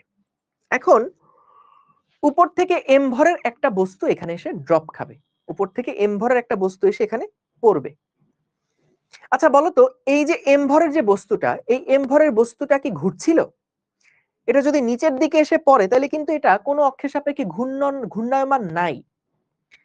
কিন্তু ঘূর্ণায়মান না থাকলেও এই বস্তুটা যখন চাকতিকে গিয়ে একটা ধাক্কা দিবে তখন তারা কিন্তু একটা মিলিত বস্তু হয়ে যাবে। তাহলে যখন মিলিত বস্তু হবে তখন কিন্তু আদি কৌণিক ভরবেগ সমান সমান হবে শেষ কৌণিক ভরবেগ। তাইলে আমরা যখন আচ্ছা ওই পার্টটাতে আসতেছি যে রৈখিক যেই ভরবেগটা সেটাকে আমরা যখন কৌণিকে কনভার্ট করি তখন ওইটার আসলে সিগনিফিকেন্সটা কি হয় সেটা নিয়ে আসবো, কিন্তু আগে জাস্ট সিমুলেশনটাকে বুঝি। এই রিলেটেড একটা ম্যাথ আমরা করবো একটু পরে। তো দেখো এখান থেকে যখন কোনো একটা ভর এসে এখানে পড়বে তখন বলতো পুরো সিস্টেমের জড়তার ভ্রামক কি আগের থেকে কমে যাবে নাকি বেড়ে যাবে? যখন এই চাকতিটা ছিল তখন কিন্তু এটার যে তোমার জড়তার ভ্রামক আছে সেই জড়তার ভ্রামক একরকম আছে। যদি উপর থেকে একটা ভরকে তুমি ছেড়ে দাও, এটা যদি নিচে এসে পড়ে তখন কিন্তু তার যে জড়তার ভ্রামক সেই জড়তার ভ্রামকটার মান কি হবে? আগের থেকে বাড়বে, কারণ ভর বাড়ছে, আগের থেকে জড়তার ভ্রামক বাড়বে। তাহলে বলতো জড়তার ভ্রামক যদি বাড়ে তাহলে ওমেগার মান কি হওয়ার কথা? এটা যেই স্পিডে ঘুরছে এখন কি আর সেই স্পিডে ঘুরতে পারবে? পারবে না, কমে যাবে। তাহলে দেখো আমরা দেখি স্লো মোশন এটাকে দেখানো যায় কিনা। দেখো একটু স্লো মোশনে আগাই। দেখো উপর থেকে যখন পড়তে, আল্লাহ এত ফাস্ট হয়ে গেল কেন? দেখো একটা কাজ করতে হবে। দেখো এটা কি, এটা কি স্লো? হ্যাঁ দেখো উপর থেকে পড়তেছে, দেখো ওমেগার মান ছিল 5, উপর থেকে যখন এটা পড়লো এখানে এসে আঘাত করলো তখন দেখো ওমেগাটা ঠাস করে কমে গেছে, 2.5 হয়ে গেছে, 2.5 হয়ে গেছে। দেখো আবার দেখো এই যে এখান থেকে যখন এসে এখানে এসে পড়লো, যখন উপর থেকে এসে এই জায়গাতে এসে পড়লো 5, দেখো 2.5 হয়ে গেল, এটার স্পিডটাই কিন্তু কমে গেছে এখন। আচ্ছা বলো তো দেখি, যদি আমি এই ভরটাকে অক্ষ থেকে আরো দূরে নিয়ে যাই, ভরটাকে যদি অক্ষ থেকে আরো দূরে নিয়ে যাই তাহলে কি হওয়া উচিত? একটু চিন্তা করে বলো তো। যদি এটাকে আমি অক্ষ থেকে আরো দূরে নিয়ে যাই তাহলে বলো তো জড়তার ভ্রামকের যে মানটা সেটাকে আগের চেয়ে কমবে না বাড়বে? আরো বাড়বে। তাহলে ওমেগার মানটা কি আরো কমার কথা না? চলো দেখি। সো যদি এরকম হয় যে আমাদের এই যে ডি এর যে মানটা সেই ডি এর মানটা আমরা আরেকটু বাড়ায় দিলাম, সো ডি এর মান যদি বাড়ায় দেই, এবার যদি এটা উপর থেকে নিচের দিকে এসে পড়ে তাহলে দেখো ওমেগার মান হয়ে গেছে এখন কত? 1 হয়ে গেছে। 1ই আরো কমার কথাই ছিল না? কারণ কি? কারণ যত দূরে গিয়ে পড়ছে তত তো আমাদের ওইটার যেই জড়তার ভ্রামক পুরো সিস্টেমের যে জড়তার ভ্রামক সেটার মান তো বাড়ছে। সো জড়তার ভ্রামক বাড়লে টোটাল সিস্টেমের ওমেগার মানটা কিন্তু কমে যাওয়ার কথা। সো দেখো আমরা কিন্তু এই ওমেগার মানটা দেখো আগে ছিল 5 এখন হয়ে গেছে 1। ঠিক আছে? সো এখান থেকে আমরা এই যে ভরগুলাকেও চেঞ্জ করে কিন্তু অনেক কিছু করতে পারি। যেমন আমাদের এখানে যেই ভরটা ছিল এটা এটা সম্ভবত এটারই ভর, হ্যাঁ এটা সম্ভবত এটারই ভর। সো এই ভরটা হচ্ছে যত বেশি আমি বাড়াবো তত কি হওয়ার কথা? ভরটা যত বেশি বাড়াবো 10 কেজি করে ফেললাম তাহলে নেট জড়তার ভ্রামক আরো বাড়বে, তাহলে ওমেগা আরো কমে যাওয়ার কথা। দেখো এই দেখো উপর থেকে যদি এটা নিচে এসে পড়ে, এখন ছিল 5, যখন এখানে এসে পড়লো তখন দেখো 0.45, আগে 1 ছিল। সো ভর যেহেতু অনেক বেড়ে গেছে এখন কিন্তু ওমেগার মানটা কমে গেছে। ঠিক আছে, ওমেগাতে কত আস্তে আস্তে ঘুরতেছে, 0.45 স্পিডে ঘুরছে। বুঝছো ভাই? স্প্যানিশ ভাষা বুঝে এগুলা আন্দাজে দিয়ে দিয়ে দেখছি আগে যে কি হয়। ঠিক আছে ঠিক আছে, তাইলে আমরা এই দুইটা জিনিস দেখলাম। আচ্ছা আরেকটা জিনিস দেখায় আসি, এটাও দারুণ মজার। সেইটা হচ্ছে এইটা, দেখো এই সিমুলেশনটা একটু খেয়াল করো। এইরকম একটা প্ল্যাটফর্ম এইভাবে বৃত্তাকার পথে ঘুরছিল, বুঝছো? এরকম একটা প্ল্যাটফর্ম বৃত্তাকার পথে ঘুরছিল। তো এখানে আমাদের ধরো খুব চিকন চাকন একজন মানুষ আছে। তো আমাদের এই চিকন চাকন মানুষ এ হচ্ছে এরকম বৃত্তাকার পথে প্ল্যাটফর্মের উপর দাঁড়ানো আছে। তোমরা আমাকে একটু বলো তো, এখানে আমি প্ল্যাটফর্মের যে স্থানটা, প্ল্যাটফর্মের যে স্থানটা, প্ল্যাটফর্মের যে স্থানটা মানে সরি এই লোকের যে অবস্থানটা, সেই লোকের অবস্থানটাকে আমি কাছে নিতে পারবো, লোকের অবস্থানটাকে আমি দূরে নিতে পারবো। ভরটা বাড়াইতে পারবো 200 কেজি করতে পারবো, ভরটা 50 কেজি করতে পারবো। আর সিলিন্ডারের ভরটাও বাড়াতে পারবো, কমাতে পারবো। ঠিক আছে, সিলিন্ডার রেডিয়াসও যেটা, এটাও কমাতে পারবো, এটাও বাড়াতে পারবো। আচ্ছা, তাহলে এখন কথা সেটা না, কথা হচ্ছে মনে করো প্রথমে আমরা দেখলাম আমাদের এই যে লোকটা, সেই লোকটা কেন্দ্রে অবস্থান করছিল, কেন্দ্রে অবস্থান করছে। তো দেখো কেন্দ্রে যখন অবস্থান করছে তখন কিন্তু এটার যে ওমেগা, তোমরা বলো তো দেখি, যখন এই লোকটা কিনারায় চলে আসবে, যখন এই লোকটা কিনারায় চলে আসবে তখন তাদের নেট, মানে পুরা সিস্টেমের নেট যেই জড়তার ভ্রামক, সেটা কি কমবে নাকি বাড়বে বলতো? কমবে নাকি বাড়বে বলতো? জড়তার ভ্রামকটা কি হবে, কমবে নাকি বাড়বে? যত দূরে যাচ্ছে লোকটা, এখান থেকে যত দূরে আসবে, যত দূরে আসবে, এ দেখো এখান থেকে লোকটা যত দূরে যাবে তত বলতো এম আর স্কোয়ার, আর এর মানটা কি বাড়ছে না এখান থেকে? তাহলে যত দূরে যাবে, কেন্দ্র থেকে যত দূরে যাবে, আর এর মান যত বাড়বে তত কিন্তু তার আই এর মানটা বাড়বে। তাহলে পুরো সিস্টেমের আই যদি বাড়ে, ওমেগা কি হওয়ার কথা, কমে যাওয়ার কথা। তাহলে দেখো আমরা এখান থেকে যদি দেখি, এই যে আগে এভাবে করে ঘুরছিল, এবার খেয়াল করো যখন আমি এটাকে দূরে সরাবো তখন খেয়াল করি স্পিডটা কেমন হয়। এই যে দূরে সরালাম, এই দেখো স্পিড কিন্তু কমে গেছে। তারপরে কাছে নিয়ে আসলাম, এই দেখো দূরে নিয়ে গেলাম, স্পিড এরকম হচ্ছে। বলতো ভর যদি বাড়াই তাহলে কি হওয়ার কথা, স্পিড কি আরো বাড়বে না কমবে? লোকের ভর যদি বাড়াই তাহলে স্পিড কি আরো বাড়বে না কমবে? কমবে। দেখো লোকের ভর বাড়ালাম, স্পিড দেখো আরো কমে গেল। আচ্ছা বলতো দেখি সিলিন্ডারের ভর যদি বাড়াই তাহলে কি হবে? সিলিন্ডারের ভর যদি বাড়াই তাহলে কি হবে? তাহলে আই বাড়বে, ওমেগা কমার কথা। এই দেখো সিলিন্ডারের ভর যদি বাড়াই, এই দেখো আরো স্লো হয়ে গেছে, তাই না? তো যেভাবে তোমার আই যদি বাড়াও, যতভাবে আই বাড়াবা আমাদের ওমেগা কিন্তু কমতে থাকবে। সো আই কিন্তু বিভিন্ন ভাবে বাড়ানো যায়, একটা এম বৃদ্ধি করে বাড়ানো যায়, একটা আর চেঞ্জ করে বাড়ানো যায়। এম বৃদ্ধি করে বাড়ানো যায়, আবার আর বৃদ্ধি করে বাড়ানো যায়। তাহলে বুঝতে পারছো যে আমরা কোনো জায়গায় কিন্তু বাহ্যিক কোনো টর্ক অ্যাপ্লাই করি নাই। সো বাহ্যিক টর্ক প্রযুক্ত না করেও আমরা কিন্তু আদি যে কৌণিক ভরবেগ সমান সমান শেষ কৌণিক ভরবেগ ছিল, সো কৌণিক ভরবেগের ক্ষেত্রে জাস্ট আই কমে গেছে, ওমেগা বেড়ে গেছে, অথবা আই বেড়ে গেছে, ওমেগা ছোট হয়ে গেছে। ঠিক আছে, ওকে, ডান। এইবার তাহলে দেখো আমরা এই রিলেটেড কিছু ম্যাথ প্রবলেম দেখে ফেলবো। এই প্রবলেমটা দেখি চলো। হ্যাঁ, এটা কি বলছে দেখো, ওই যে ওই অঙ্কটা, আর ব্যাসার্ধের একটা সুষম বৃত্তাকার চাকতি নিজ অক্ষের সাপেক্ষে ঘুরছে, যার জড়তার ভ্রামক আই এবং কৌণিক বেগ ওমেগা। এই ওই যে 5 রেডিয়ান পার সেকেন্ড ছিল, উপর থেকে একটা বস্তু নিচের দিকে টুস করে পড়ছিল। সো এটা হলো সেটার মতন একটা ম্যাথ। দেখো যে এটা হলো আমাদের সেই চাকতিটা, এই চাকতিটা কি করছে, এই চাকতিটা আর ব্যাসার্ধের এবং সেটা কৌণিক বেগ হলো ওমেগা। এই চাকতিটার ব্যাসার্ধ হচ্ছে গিয়ে আর এবং কৌণিক বেগ হচ্ছে ওমেগা, জড়তার ভ্রামক হচ্ছে গিয়ে আই। বললো যদি এম ভরের একটা বস্তুকে চাকতির পরিধিতে খুবই ধীরে যুক্ত করা হয়, দেখো চাকতির পরিধিতে গিয়ে আমরা কি করব, খুবই ধীরে যুক্ত করব। সো আমাদের এটা হচ্ছে ইনিশিয়াল একটা কৌণিক বেগ যেটা এসে ঘুরছিল, আর এরপরে আমরা কি করলাম, এখানে ছোট্ট করে একটা ভরকে রেখে দিলাম, ছোট্ট করে একটা ভরকে রেখে দিলাম এম ভরের। কোথায় রাখছি, পরিধিতে রাখছি। সো পরিধিতে রাখা মানে কিন্তু, পরিধিতে রাখা মানে কিন্তু আর দূরত্বে রাখা, তাই তো, আর দূরত্বে রাখা। তাহলে খেয়াল করো আমাদেরকে বলছে তাহলে কৌণিক বেগ কত হবে নির্ণয় করো, কৌণিক বেগ কত হবে নির্ণয় করো। তাহলে খেয়াল করো আমাদের I1 ওমেগা 1 সমান সমান I2 ওমেগা 2। আচ্ছা তাহলে দেখো তো I1 শুরুতে আই এর মান কত ছিল, চাকতির আই, সেটা প্রশ্নে দেওয়া আছে, ওমেগা 1, তাহলে ওমেগা দেওয়া আছে, সমান সমান I2 ওমেগা 2।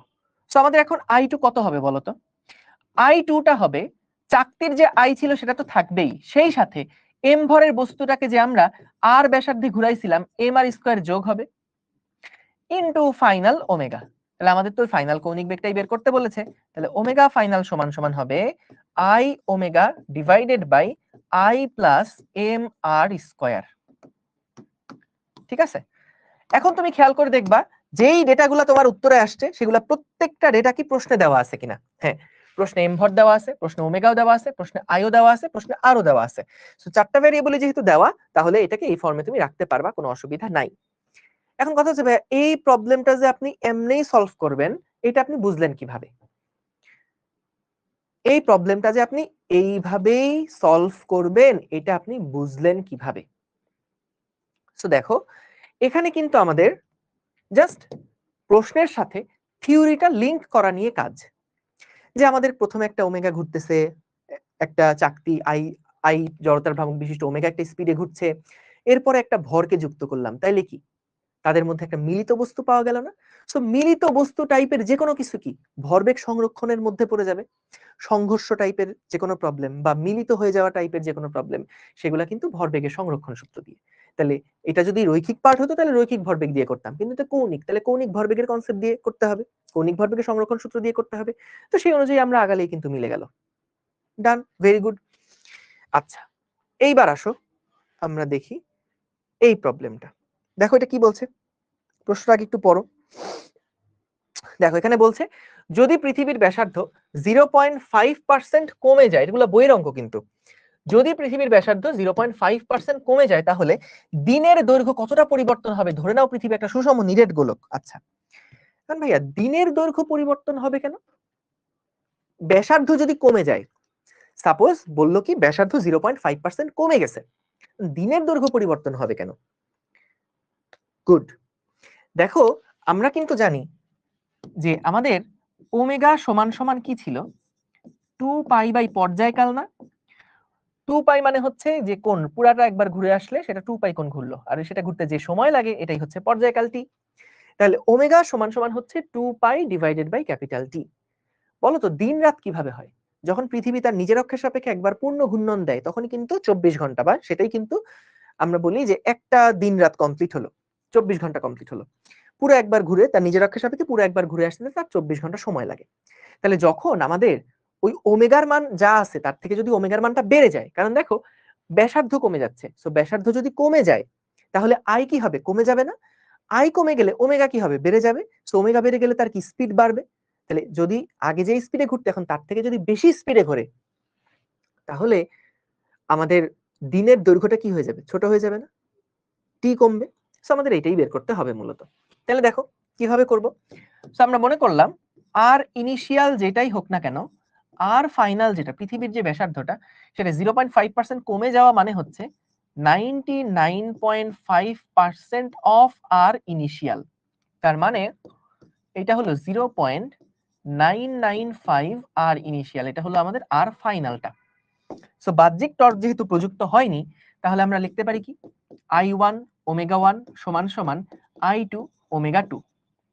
ও ভালো কথা, এই সূত্রের আরো কয়েকটা ভেরিয়েশন দেখাতে চাইছিলাম তখন ভুলে গেছি। দেখো I1 ওমেগা 1 I2 ওমেগা 2, তাই না? এইটার কতগুলো ভেরিয়েশন একটু দেখায় রাখি। I ফাইনাল ওমেগা ফাইনাল, বলো তো I সমান কি লেখা যায়?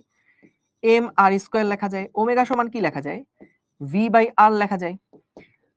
এম এটা ইনিশিয়াল, এটা ইনিশিয়াল, এটা initial, M R final square into V final divided by R final. দেখো এম এম কাটাকাটি হয়ে গেলে একটা আর একটা আর এফ কাটাকাটি হয়ে গেলে এটা থাকে R1 V1 সমান সমান আর F R final V final, R final V final. তাহলে এটাও কিন্তু কৌণিক ভরবেগের জন্য অ্যাপ্লিকেবল।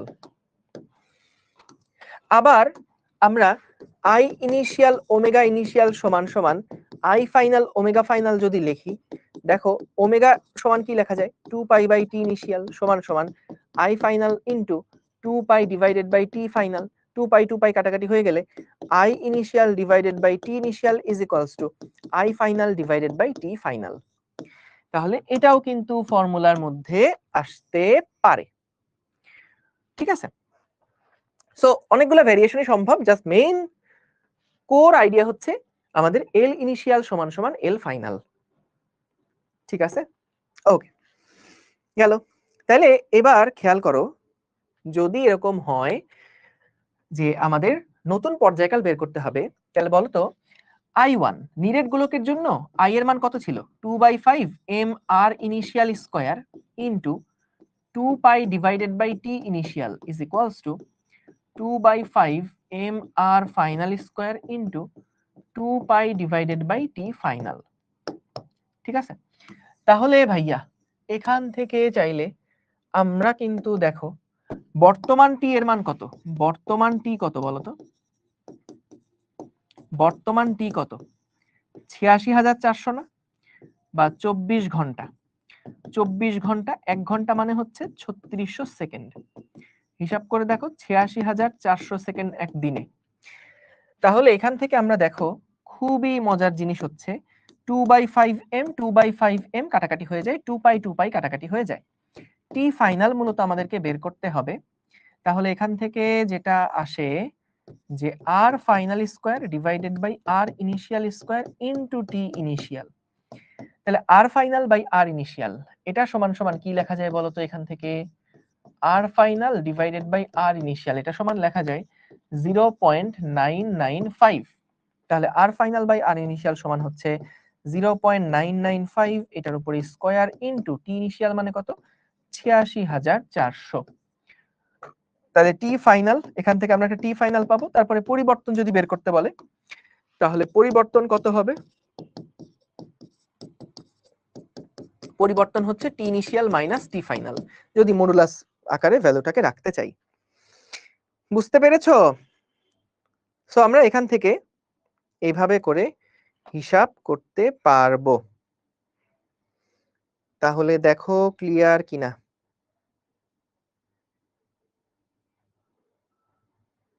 ঠিক আছে, সো এখানে আমাদের কিন্তু একটা অ্যাজাম্পশন আছে। এখানে আমাদের কিন্তু একটা অ্যাজাম্পশন আছে। বলো তো অ্যাজাম্পশনটা কি? অ্যাজাম্পশনটা হচ্ছে ব্যাসার্ধ ছোট হয়ে গেছে আমরা ধরে নিছি, ঠিক আছে, কিন্তু আমরা এটাও ধরে নিছি যে পৃথিবীর ভরের কোনো পরিবর্তন না হয়ে ব্যাসার্ধটা ছোট হয়ে গেছে। ভর আগের মতনই আছে, ব্যাসার্ধটা চেপে গেছে, মানে এটা একটু কনসেন্ট্রেটেড হয়েছে, ঘনত্ব বেড়ে গেছে, কিন্তু ভর আগের মতনই আছে। সো পুরোটা কিন্তু আমরা করছি কিভাবে? ভর কনস্ট্যান্ট রেখে, ভর অপরিবর্তিত থাকলে, ভর অপরিবর্তিত থাকলে হচ্ছে এই সিস্টেমে, তাই তো? আচ্ছা, তোমরা কি বের করতে পারবা যদি ঘনত্ব অপরিবর্তিত রেখে ম্যাথ করতে বলে? ঘনত্ব অপরিবর্তিত রেখে যদি ম্যাথ করতে বলে তাহলে কি পারবা? বলো তো দেখি।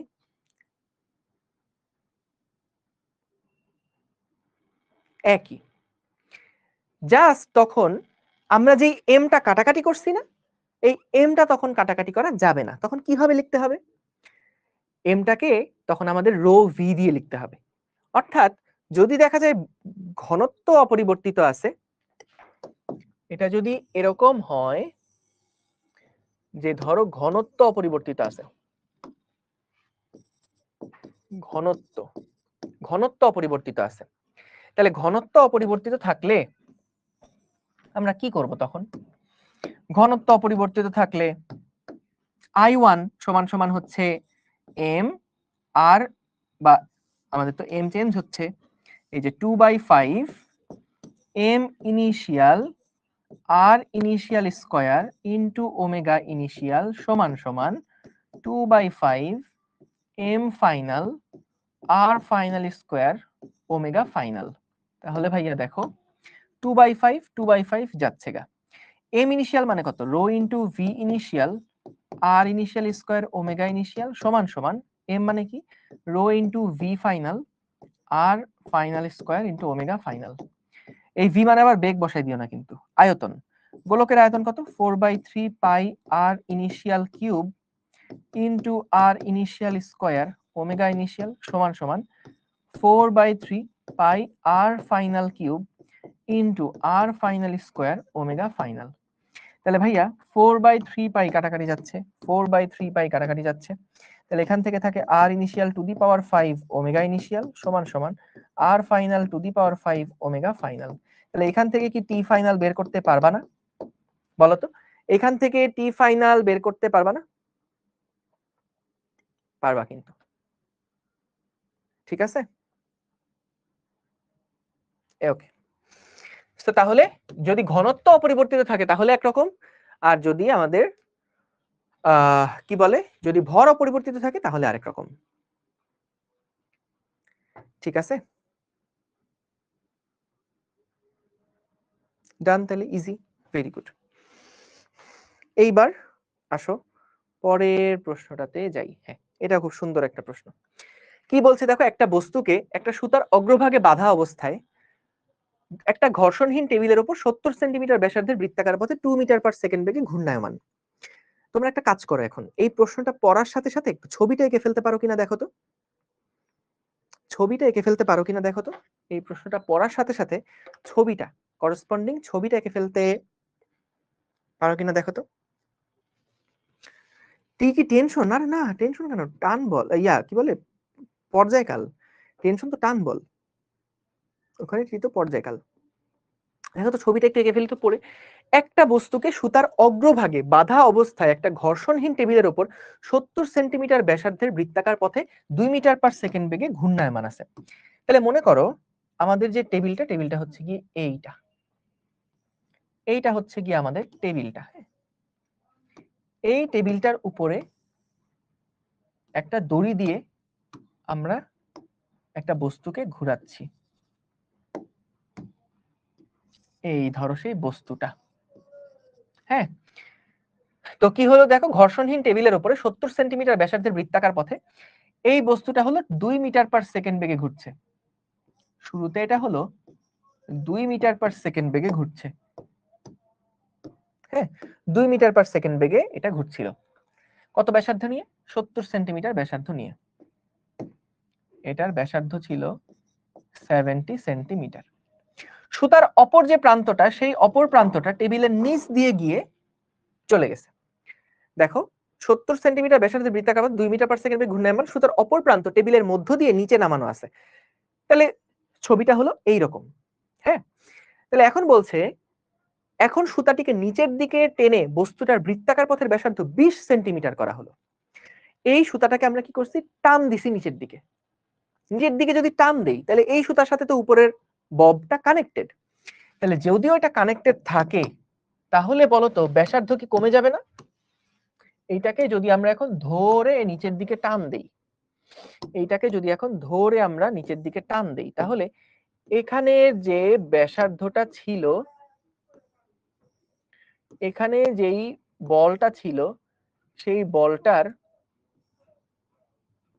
যে বেগ বা যে ব্যাসার্ধ, সেই ব্যাসার্ধটা কিন্তু ছোট হয়ে যাবে। এটার ব্যাসার্ধটা কিন্তু আগের থেকে কি হয়ে যাবে, এখন ছোট হয়ে যাবে। তাহলে ব্যাসার্ধ যদি ছোট হয়ে যায়, তাহলে বলতো বাহ্যিক কোনো টর্ক কি প্রযুক্ত হয়েছে? বলতে পারো ভাই আপনি তো বল প্রয়োগ করছেন, তাহলে টর্ক থাকবে না? না, তুমি দেখো বলটা প্রয়োগ করছে কিন্তু একদম সেন্টার বরাবর। তাহলে সেন্টার বরাবর বল প্রয়োগ করলে আমাদের কি কোনো টর্ক থাকে? কোনো টর্ক কি থাকবে? একদম সেন্টার বরাবর আমরা বলটা প্রয়োগ করছি। বলটা যদি এই দিকে প্রয়োগ করতাম তাইলে হইতো, এই দিকে প্রয়োগ করতাম তাইলে হইতো, কিন্তু একদম সেন্টার বরাবর বলটা প্রয়োগ করছি, তাহলে কোনো টর্ক থাকবে? টর্ক থাকবে না। তাহলে বাহ্যিক কোনো টর্ক কিন্তু শূন্য। তাহলে বাহ্যিক টর্ক শূন্য হলে আমরা জানি এল ইনিশিয়াল সমান সমান হয় এল ফাইনাল। আচ্ছা, তাহলে আই ইনিশিয়াল ওমেগা ইনিশিয়াল সমান সমান আই ফাইনাল ওমেগা ফাইনাল। আচ্ছা, তাহলে আই ইনিশিয়াল কত ছিল? M R initial square into omega মানে হচ্ছে V initial divided by R initial is equals to M into R final square into V final divided by R final. তাহলে খেয়াল করো M M কাটাকাটি হয়ে যাচ্ছে, একটা আর একটা আর কাটাকাটি হয়ে যাচ্ছে, তাহলে থাকে V initial R initial is equals to V final R final. তাহলে খেয়াল করো আমাদের বের করতে বলছে কি, যে বস্তুর বেগ কত, ভি ফাইনালটা কত। তাহলে ভি ফাইনাল সমান সমান হবে R initial divided by R final into V initial. তাহলে আর ইনিশিয়াল কত ছিল? শুরুতে আমাদের ব্যাসার্ধ কত ছিল? 70 সেন্টিমিটার। পরে আমাদের ব্যাসার্ধ হয়ে গেছে 20 সেন্টিমিটার, যেহেতু একই এককে আছে তাই এটা কাটাকাটি হয়ে যাবে, ইনটু ভি ইনিশিয়াল কত ছিল? 2 মিটার পার সেকেন্ড। তাহলে এখান থেকে আসে 7 মিটার পার সেকেন্ড। ঠিক আছে, 7 মিটার পার সেকেন্ড। ক্লিয়ার? অনেক সহজ, ভেরি গুড। ওকে, এইবার দেখো এই প্রবলেমটা। 2 মিটার ব্যাসার্ধের 30 কেজি ভরের একটা স্থির প্ল্যাটফর্মের কিনারা থেকে 90 কেজি ভরের তরমুজ ভাইয়া, নাম আর পাই নাই, স্থির অবস্থা থেকে পরিধি বরাবর 5 মিটার পার সেকেন্ড বেগে দৌড়ানো শুরু করলো। স্থির প্ল্যাটফর্মের কৌণিক বেগ কত হবে? খেয়াল করো অঙ্কটা অনেক মজার। আমরা যে প্ল্যাটফর্মটা বলতেছি, প্ল্যাটফর্মটা তোমরা অলরেডি দেখছো, ওইরকম একটা প্ল্যাটফর্ম মনে করো বৃত্তাকার পথে ঘুরছে। তো আমরা টপ ভিউটা দেখব। এইটা হচ্ছে আমাদের সেই প্ল্যাটফর্মটা, এইটা হচ্ছে আমাদের সেই প্ল্যাটফর্মটা। এই প্ল্যাটফর্মের কিনারা থেকে, এই প্ল্যাটফর্মের কিনারা থেকে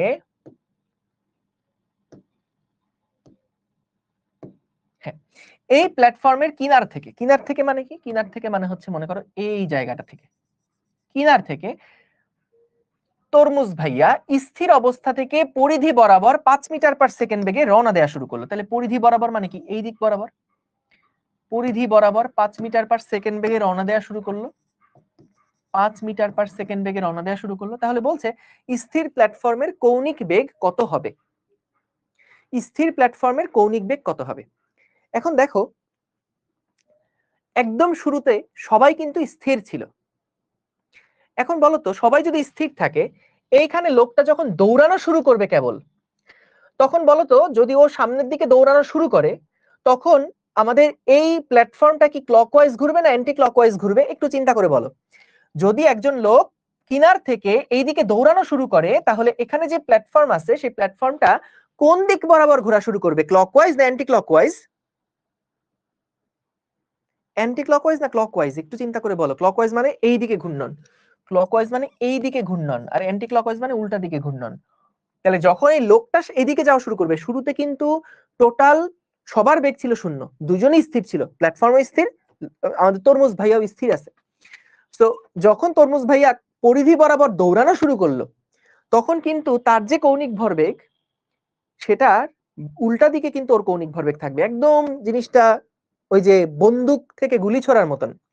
যখন গুলি ফায়ার করা হয়েছে, তখন কিন্তু গুলিটা সামনের দিকে একটা ভরবেগ পাইছে, বন্দুকটা পিছনের দিকে একটা ভরবেগ পেয়ে নেট ভরবেগ 0 বানাই দিছে, কারণ আদি ভরবেগ ছিল 0। তাহলে এখানে এই লোকটার যেদিকে ভরবেগ তৈরি হয়েছে, ডিস্কটার কিন্তু উল্টা দিকে ভরবেগ সমান পরিমাণে তৈরি হলে নেট ভরবেগ আদি ভরবেগের সমান হবে। বুঝতে পারছো? Clockwise, right, very good, clockwise হবে। তাহলে আমরা দেখো এখানে যেহেতু বাহ্যিক টর্ক 0, কেন ভাইয়া? ও তো দৌড়ালো, তাহলে বাহ্যিক টর্ক 0 কেন? বাহ্যিক টর্ক টাউ সমান সমান 0। কেন 0 জানো? কারণ এখানে যে লোকটা দৌড়ানো শুরু করছে, ও কিন্তু সিস্টেমেরই অংশ, বাইরে থেকে কিন্তু আমরা কোনো স্পর্শকীয় বল এর উপরে প্রয়োগ করি নাই। তাহলে ওই লোকটা সিস্টেমের মধ্যেই ছিল, সিস্টেমের ভিতর থেকেই সব বল টল ধাক্কা টাক্কা দিছে, যা করার করছে। তো তাহলে আমাদের এখানে বাহ্যিক টর্ক কিন্তু 0। তাহলে বাহ্যিক টর্ক 0 হলে এল ইনিশিয়াল সমান সমান কি হবে? এল ফাইনাল হবে না? এল ইনিশিয়াল মানে কত? 0, কারণ দুইজনই কিন্তু শুরুতে স্থির অবস্থাতে ছিল। এইবার খেয়াল করো, আচ্ছা বলো তো, তুমি কি কখনো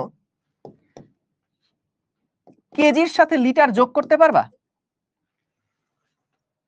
বা আমরা যদি বলি কেজির সাথে মিটার যোগ করতে পারবা?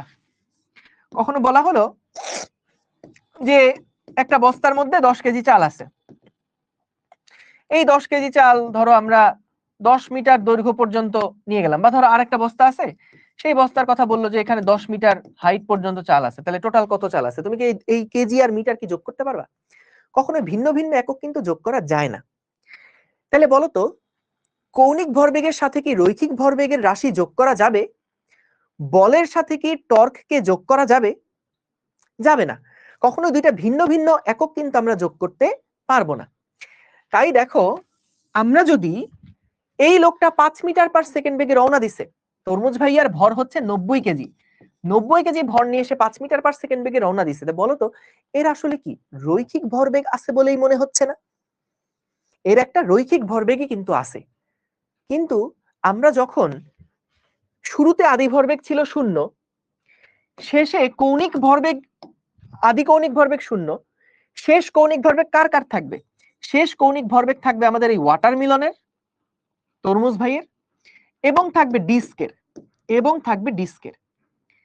তুমি কিন্তু কখনোই এখানে এই ওয়াটারমেলনের ভরবেগ, রৈখিক ভরবেগের সাথে ডিস্কের কৌণিক ভরবেগ যোগ করতে পারবা? এটা কখনো পসিবল? এইটা কখনো পসিবল না। দুইটা ভিন্ন রাশিকে যোগ করা যায় না। আমরা কৌণিক ভরবেগের নিত্যতা পড়তেছি।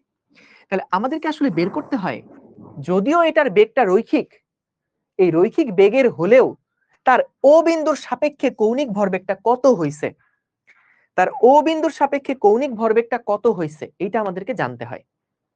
সো ওর গতি যে বৃত্তাকারী হইতে হবে এটা ম্যান্ডেটরি না, ওর গতিটা কিন্তু রৈখিক, কিন্তু তবুও আমরা যখন নিত্যতা সূত্র অ্যাপ্লাই করছি, তখন আমাদের ওর কৌণিক ভরবেগ ও বিন্দুর সাপেক্ষে কত সেইটা হিসাব করা লাগছে। বুঝতে পারছো? সো তাহলে আমরা দেখো এই 90 কেজি ভরের লোকটা যখন 5 মিটার পার সেকেন্ড বেগে যাচ্ছে তখন তার কৌণিক ভরবেগ কত? ও বিন্দুর সাপেক্ষে তার কৌণিক ভরবেগ কত? mvr। তাহলে mvr প্লাস আমাদের ডিস্কের যে কৌণিক ভরবেগ সেটা কি হবে? i ইনটু ওমেগা হবে, তাই না? i ইনটু ওমেগা হবে। সো আমরা দেখো এখান থেকে m মানে কত? 90 কেজি। কত বেগে রওনা হয়েছে? 5 মিটার পার সেকেন্ড বেগে। এবং প্ল্যাটফর্মের ব্যাসার্ধ কত ছিল? 2 মিটার ব্যাসার্ধ ছিল। প্লাস আমাদের যে i ওমেগা, একটা ডিস্কের ক্ষেত্রে বা একটা চাকতির ক্ষেত্রে আমাদের এটাকে যদি একটা চাকতির মতন চিন্তা করো, তাহলে চাকতির ক্ষেত্রে জড়তার ভ্রামক হাফ এম আর স্কয়ার।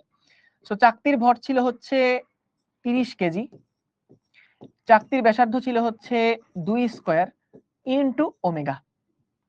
তাহলে এখান থেকে আমরা কিন্তু ওমেগার একটা ভ্যালু বের করে ফেলতে পারবো। কত আসে এখান থেকে? 900 ডিভাইডেড বাই আমাদের 15, তাই না? 2 দুগুণে 4, এটা 2, তাহলে 900 বাই 15 কত? এটা আসে 60 minus 60 radian per second, minus 60 radian per second. ঠিক আছে? তাইলে এখান থেকে আমরা যেটা বুঝলাম, মাইনাসটা কেন আসছে? কারণ আমাদের এই লোকটা যেদিকে কৌণিক ভরবেগ তৈরি করতেছে ওইটা তার উল্টা দিকে ঘুরবে, এটা তার উল্টা দিকে ঘুরবে, এই জন্য এই দিকটা নেগেটিভ আসছে, ক্লকওয়াইজ ঘুরবে। আমার কি হিসাব ভুল হয়েছে? 900/60 বলতেছো? Half M R square omega, না ঠিকই তো আছে মনে হচ্ছে। ও ছি ছি ছি ছি ছি ছি ছি ছি ছি ছি ছি ছি ছি ছি ছি, এটা তো 60। ছি ছি, কি ভুল করলাম আমি এটা? তাহলে 900/60 মানে কত? 15 না? 900/60 তো 15ই, হ্যাঁ। তাহলে 15 মাইনাস 15 রেডিয়ান পার সেকেন্ড। ঠিক আছে? আমি কি আবারও ভুল করলাম? 7.5 বলতেছো কেন? এই 15 না, দেখো তো 15 হয়েছে কিনা, 15 হয়েছে কিনা। এখানে কি ভুল করছি কোনো? 90 ইন্টু 5 ইন্টু 10, না এটা তো ঠিকই থাকার কথা। 900 তো হওয়ার কথা না। ঠিক আছে ঠিক আছে ঠিক আছে, হিসাব ঠিক আছে, হিসাব ঠিক আছে। ওকে,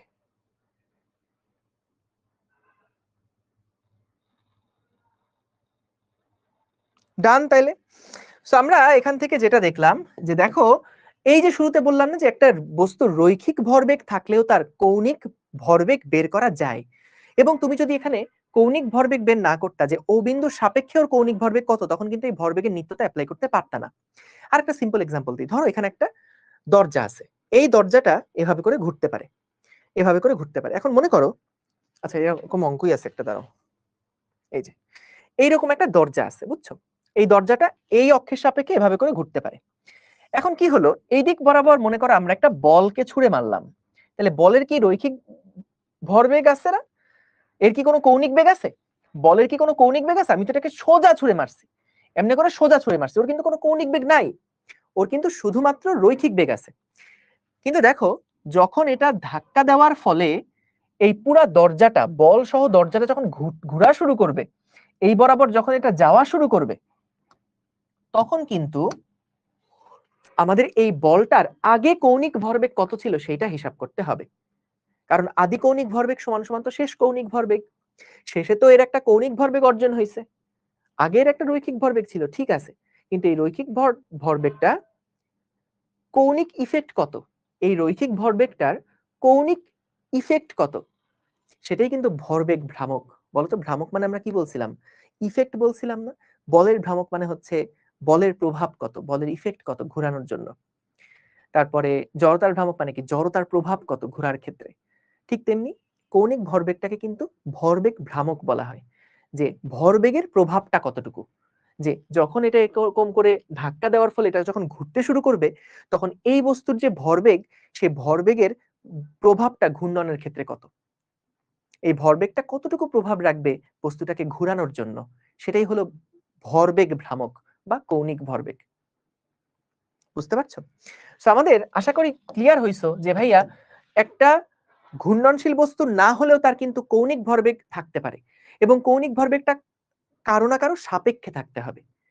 একটা নির্দিষ্ট বিন্দুর সাপেক্ষে কৌণিক ভরবেগ থাকতে পারে। একটা বস্তু গতিরৈখিক হতে পারে, সমস্যা নাই, কিন্তু তার কৌণিক মানে একটা অক্ষের সাপেক্ষে তার একটা রৈখিক ভরবেগ থাকতে হবে, তার একটা কৌণিক ভরবেগ থাকতে পারে। বুঝতে পারছো? Good, very good. সো তাহলে চলো আমরা এই প্রবলেম, এগুলো সহজ আছে, এখানে কোনোটা বাদ ছিল না। দেখো, জন্ডিস ভাইয়া 2 হাত প্রসারিত করে 45 আরপিএম এ ঘুরছে। হাত গুটিয়ে নিলে তার জড়তার ভ্রামক আগের থেকে 65% কমে যায়। এখন সে কত আরপিএম এ ঘুরবে? তাহলে বলো তো, এগুলো সহজ অঙ্ক। যে জন্ডিস ভাইয়া 2 হাত প্রসারিত করে ঘুরছিল, এমনি করে ঘুরতে হয়েছিল। তোমরা ইউটিউবে সার্চ দিলে দেখবে যে বরফের উপর স্কেটিং করে, এরকম করে ঘোরে, কাজ নাই খায় দেয়, এমনি ঘোরে। তো যখন হাত নামায় দেয় তখন দেখা যায় স্পিড বেড়ে যায়, কারণ হাত যখন নামায় দিচ্ছে, যখন হাত ছড়ানো, তখন কিন্তু এই অক্ষের সাপেক্ষে যখন ও ঘুরতে থাকে তখন কিন্তু তার ভরগুলা ছড়ানো আছে। ভর ছড়ানো থাকলে জড়তার প্রভাব বেশি, অর্থাৎ জড়তার ভ্রামক বেশি। তাহলে জড়তার ভ্রামক বেশি থাকলে ওমেগা হবে কম। যখন হাতগুলাকে গুটায় নিলাম, নামায় নিলাম, তখন কিন্তু ভরগুলা আস্তে আস্তে অক্ষের কাছে চলে আসলো, তখন জড়তার ভ্রামক কম, ওমেগা তখন বেড়ে যাবে।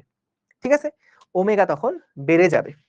তো তাইলে দেখো, জন্ডিস ভাইয়া 2 হাত প্রসারিত করে 45 আরপিএম এ ঘুরছে, অর্থাৎ ওমেগা ইনিশিয়াল যেটা সেটা হচ্ছে 45 আরপিএম। ঠিক আছে, হাত গুটিয়ে নিলে তার জড়তার ভ্রামক আগের থেকে 65% কমে যায়। তাহলে আই ফাইনাল হচ্ছে আসলে 35% অফ আই ইনিশিয়াল না? 65% কমে যাওয়া মানে এখন আছে কতটুকু? 35% আছে। তাহলে এখন সে কত আরপিএম এ ঘুরবে? সো আমাদের আই ইনিশিয়াল ওমেগা ইনিশিয়াল সমান সমান আই ফাইনাল ওমেগা ফাইনাল। তাহলে omega final is equals to I initial divided by I final into omega initial সমান সমান আই ইনিশিয়াল মানে কত? Sorry, I initial by I final মানে হচ্ছে 1/0.35 ইনটু ওমেগা ইনিশিয়াল মানে হচ্ছে 45। যেহেতু এটা আরপিএম এ আছে তাই ওমেগা ফাইনালটাও কিন্তু আরপিএম এককেই বের হবে। তাহলে 45 ডিভাইডেড বাই 0.35, এটা আসে 128 পয়েন্ট সামথিং আরপিএম। বুঝতে পেরেছো? দেখো ক্লিয়ার কিনা। এইটা একটা দারুণ প্রবলেম। এখানে কি হয়েছে দেখো, প্রশ্নটা আগে একটু পড়ি। এখানে এটা লাস্ট অঙ্ক যাবো, আজকের লাস্ট অঙ্ক। 5 কেজি মিটার স্কয়ার জড়তার ভ্রামক বিশিষ্ট এবং 30 রেডিয়ান পার সেকেন্ড কৌণিক বেগে ঘুরতে থাকা একটা চাকতির উপরে 2 কেজি মিটার স্কয়ার জড়তার ভ্রামক বিশিষ্ট এবং বিপরীত দিকে 40 রেডিয়ান পার সেকেন্ড বেগে ঘুরতে থাকা আরেকটা চাকতি এসে পড়লে শেষ কৌণিক বেগ কত হবে? এই প্রবলেমটা অনেকটা কেমন তুমি চিন্তা করে দেখো। প্রবলেমটা হচ্ছে যে দুইটা বস্তু বিপরীত দিক থেকে এসে ধাক্কা খেলো, ধাক্কা খেয়ে তারা মিলিত হয়ে গেল, মিলিত বস্তুর বেগ বের করো। যেই রকম অঙ্ক আমরা করতাম এখানে ঠিক সেরকম অঙ্ক। যে বলছে একটা চাকতি সেটা নির্দিষ্ট আরপিএম এ ঘুরছে, আরেকটা চাকতি আরেকটা আরপিএম এ বিপরীত দিকে ঘুরতেছিল, একটার সাথে আরেকটাকে যদি মিলাই দেই তাহলে মিলিত বস্তুর টোটাল যেই জড়তার যেই শেষ কৌণিক বেগটা হবে, মিলিত বস্তুর যে শেষ কৌণিক বেগটা হবে সেটা কত, এটাই বের করতে বলেছে। তাহলে দেখো আমরা এখান থেকে দেখি যে ধরো এইটা হলো আমাদের একটা চাকতি, এই চাকতিটা এইরকম একটা স্পিডে ঘুরছে। কত স্পিডে ঘুরছে? 30 radian per second. 30 radian per second স্পিডে ঘুরছে। তার আই এর মান হলো 5 কেজি মিটার স্কয়ার। ঠিক আছে, এবং আরেকটা চাকতি কি করতেছে? আরেকটা চাকতি উল্টা ভাবে ঘুরছে, আরেকটা চাকতি ঘুরছে উল্টা ভাবে, এবং সেই চাকতির জড়তার ভ্রামক হচ্ছে 2 কেজি মিটার স্কয়ার, আর ওমেগার মান হলো 40 radian per second. 40 radian per second. তাইলে বলছে যে যদি আমরা এরকম একটার উপরে আরেকটা এসে পড়ে, একটার উপরে যদি আরেকটা এসে পড়ে তাহলে তাদের মিলিত কৌণিক বেগটা কত হবে? যদি এইখানে একটা আবার এখানে আরেকটা, যদি এরকম একটার উপরে আরেকটাকে নিয়ে আসা হয় তাহলে তাদের মিলিত কৌণিক বেগ কত, এইটা আমাদেরকে বের করতে বলেছে। এই প্রশ্ন বুঝেছো? বলো তো, প্রশ্ন বুঝেছো? জি। তাহলে আমরা এখান থেকে দেখো বাহ্যিক কোনো বল যেহেতু প্রযুক্ত হয়নি, আর এল ইনিশিয়াল সমান সমান এল ফাইনাল। সো আমাদের শুরুতে দেখো I1 omega 1 minus I2 omega 2 সমান সমান I1 plus I2 into omega. বলতো মাইনাস কেন দিলাম? বলেন তো মাইনাস কেন দিলাম? কারণ দিক ভিন্ন। যখন বিপরীত দিকে ঘোরা শুরু করছে অন্য একটা চাকতি, সেটা যখন ধরো একটা ক্লকওয়াইজ ঘুরতেছে, একটা অ্যান্টি ক্লকওয়াইজ ঘুরতেছে, অ্যান্টি ক্লকওয়াইজটা পজিটিভ, ক্লকওয়াইজ যেটা ঘুরতেছে বিপরীত দিকে সেইটার সামনে তাহলে নেগেটিভ দিতে হবে, কারণ কৌণিক ভরবেগ তো একটা ভেক্টর, কৌণিক বেগ একটা কি ভেক্টর। তাহলে যদি একটা ক্লকওয়াইজ ঘুরে সেটার পজিটিভ মান হলে, উল্টা দিকে ঘুরলে সেটা নেগেটিভ মান হবে।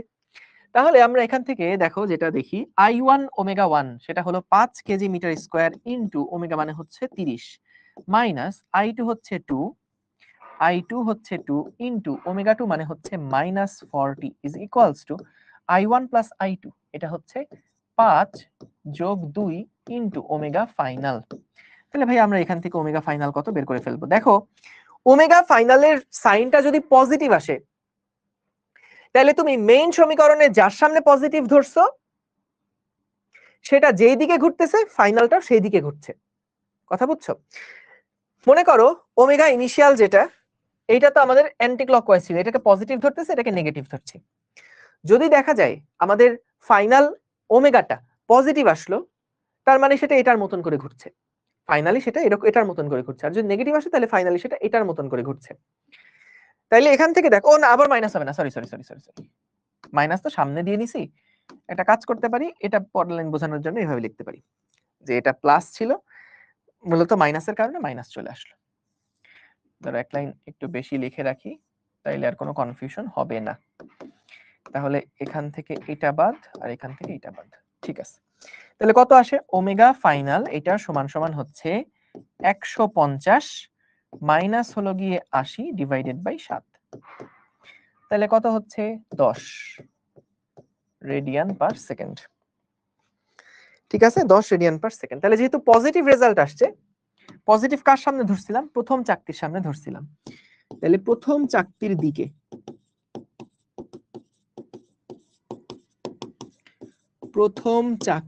দিকে ঘুরবে কত স্পিডে? 10 রেডিয়ান পার সেকেন্ড স্পিডে ঘুরবে। হ্যাঁ, নামাজ পড়তে যেতে হবে, আমরা এখন ছুটি দিয়ে দিচ্ছি। ঠিক আছে, সো আমাদের টপিক পড়া শেষ। এখানে দুই একটা একটু ইন্টারেস্টিং প্রবলেম আছে, সেগুলো নিয়ে আমরা রাত্রের ক্লাসে আলোচনা করব, এবং আরো কিছু জড়তার ভ্রামক রিলেটেড বা মিক্সড টাইপের কিছু প্রবলেম আছে, সেই প্রবলেমগুলো নিয়ে আমরা ইনশাআল্লাহ আজকে রাত 10টায় আবার দেখব। সো আমাদের অধ্যায় কিন্তু পড়া শেষ।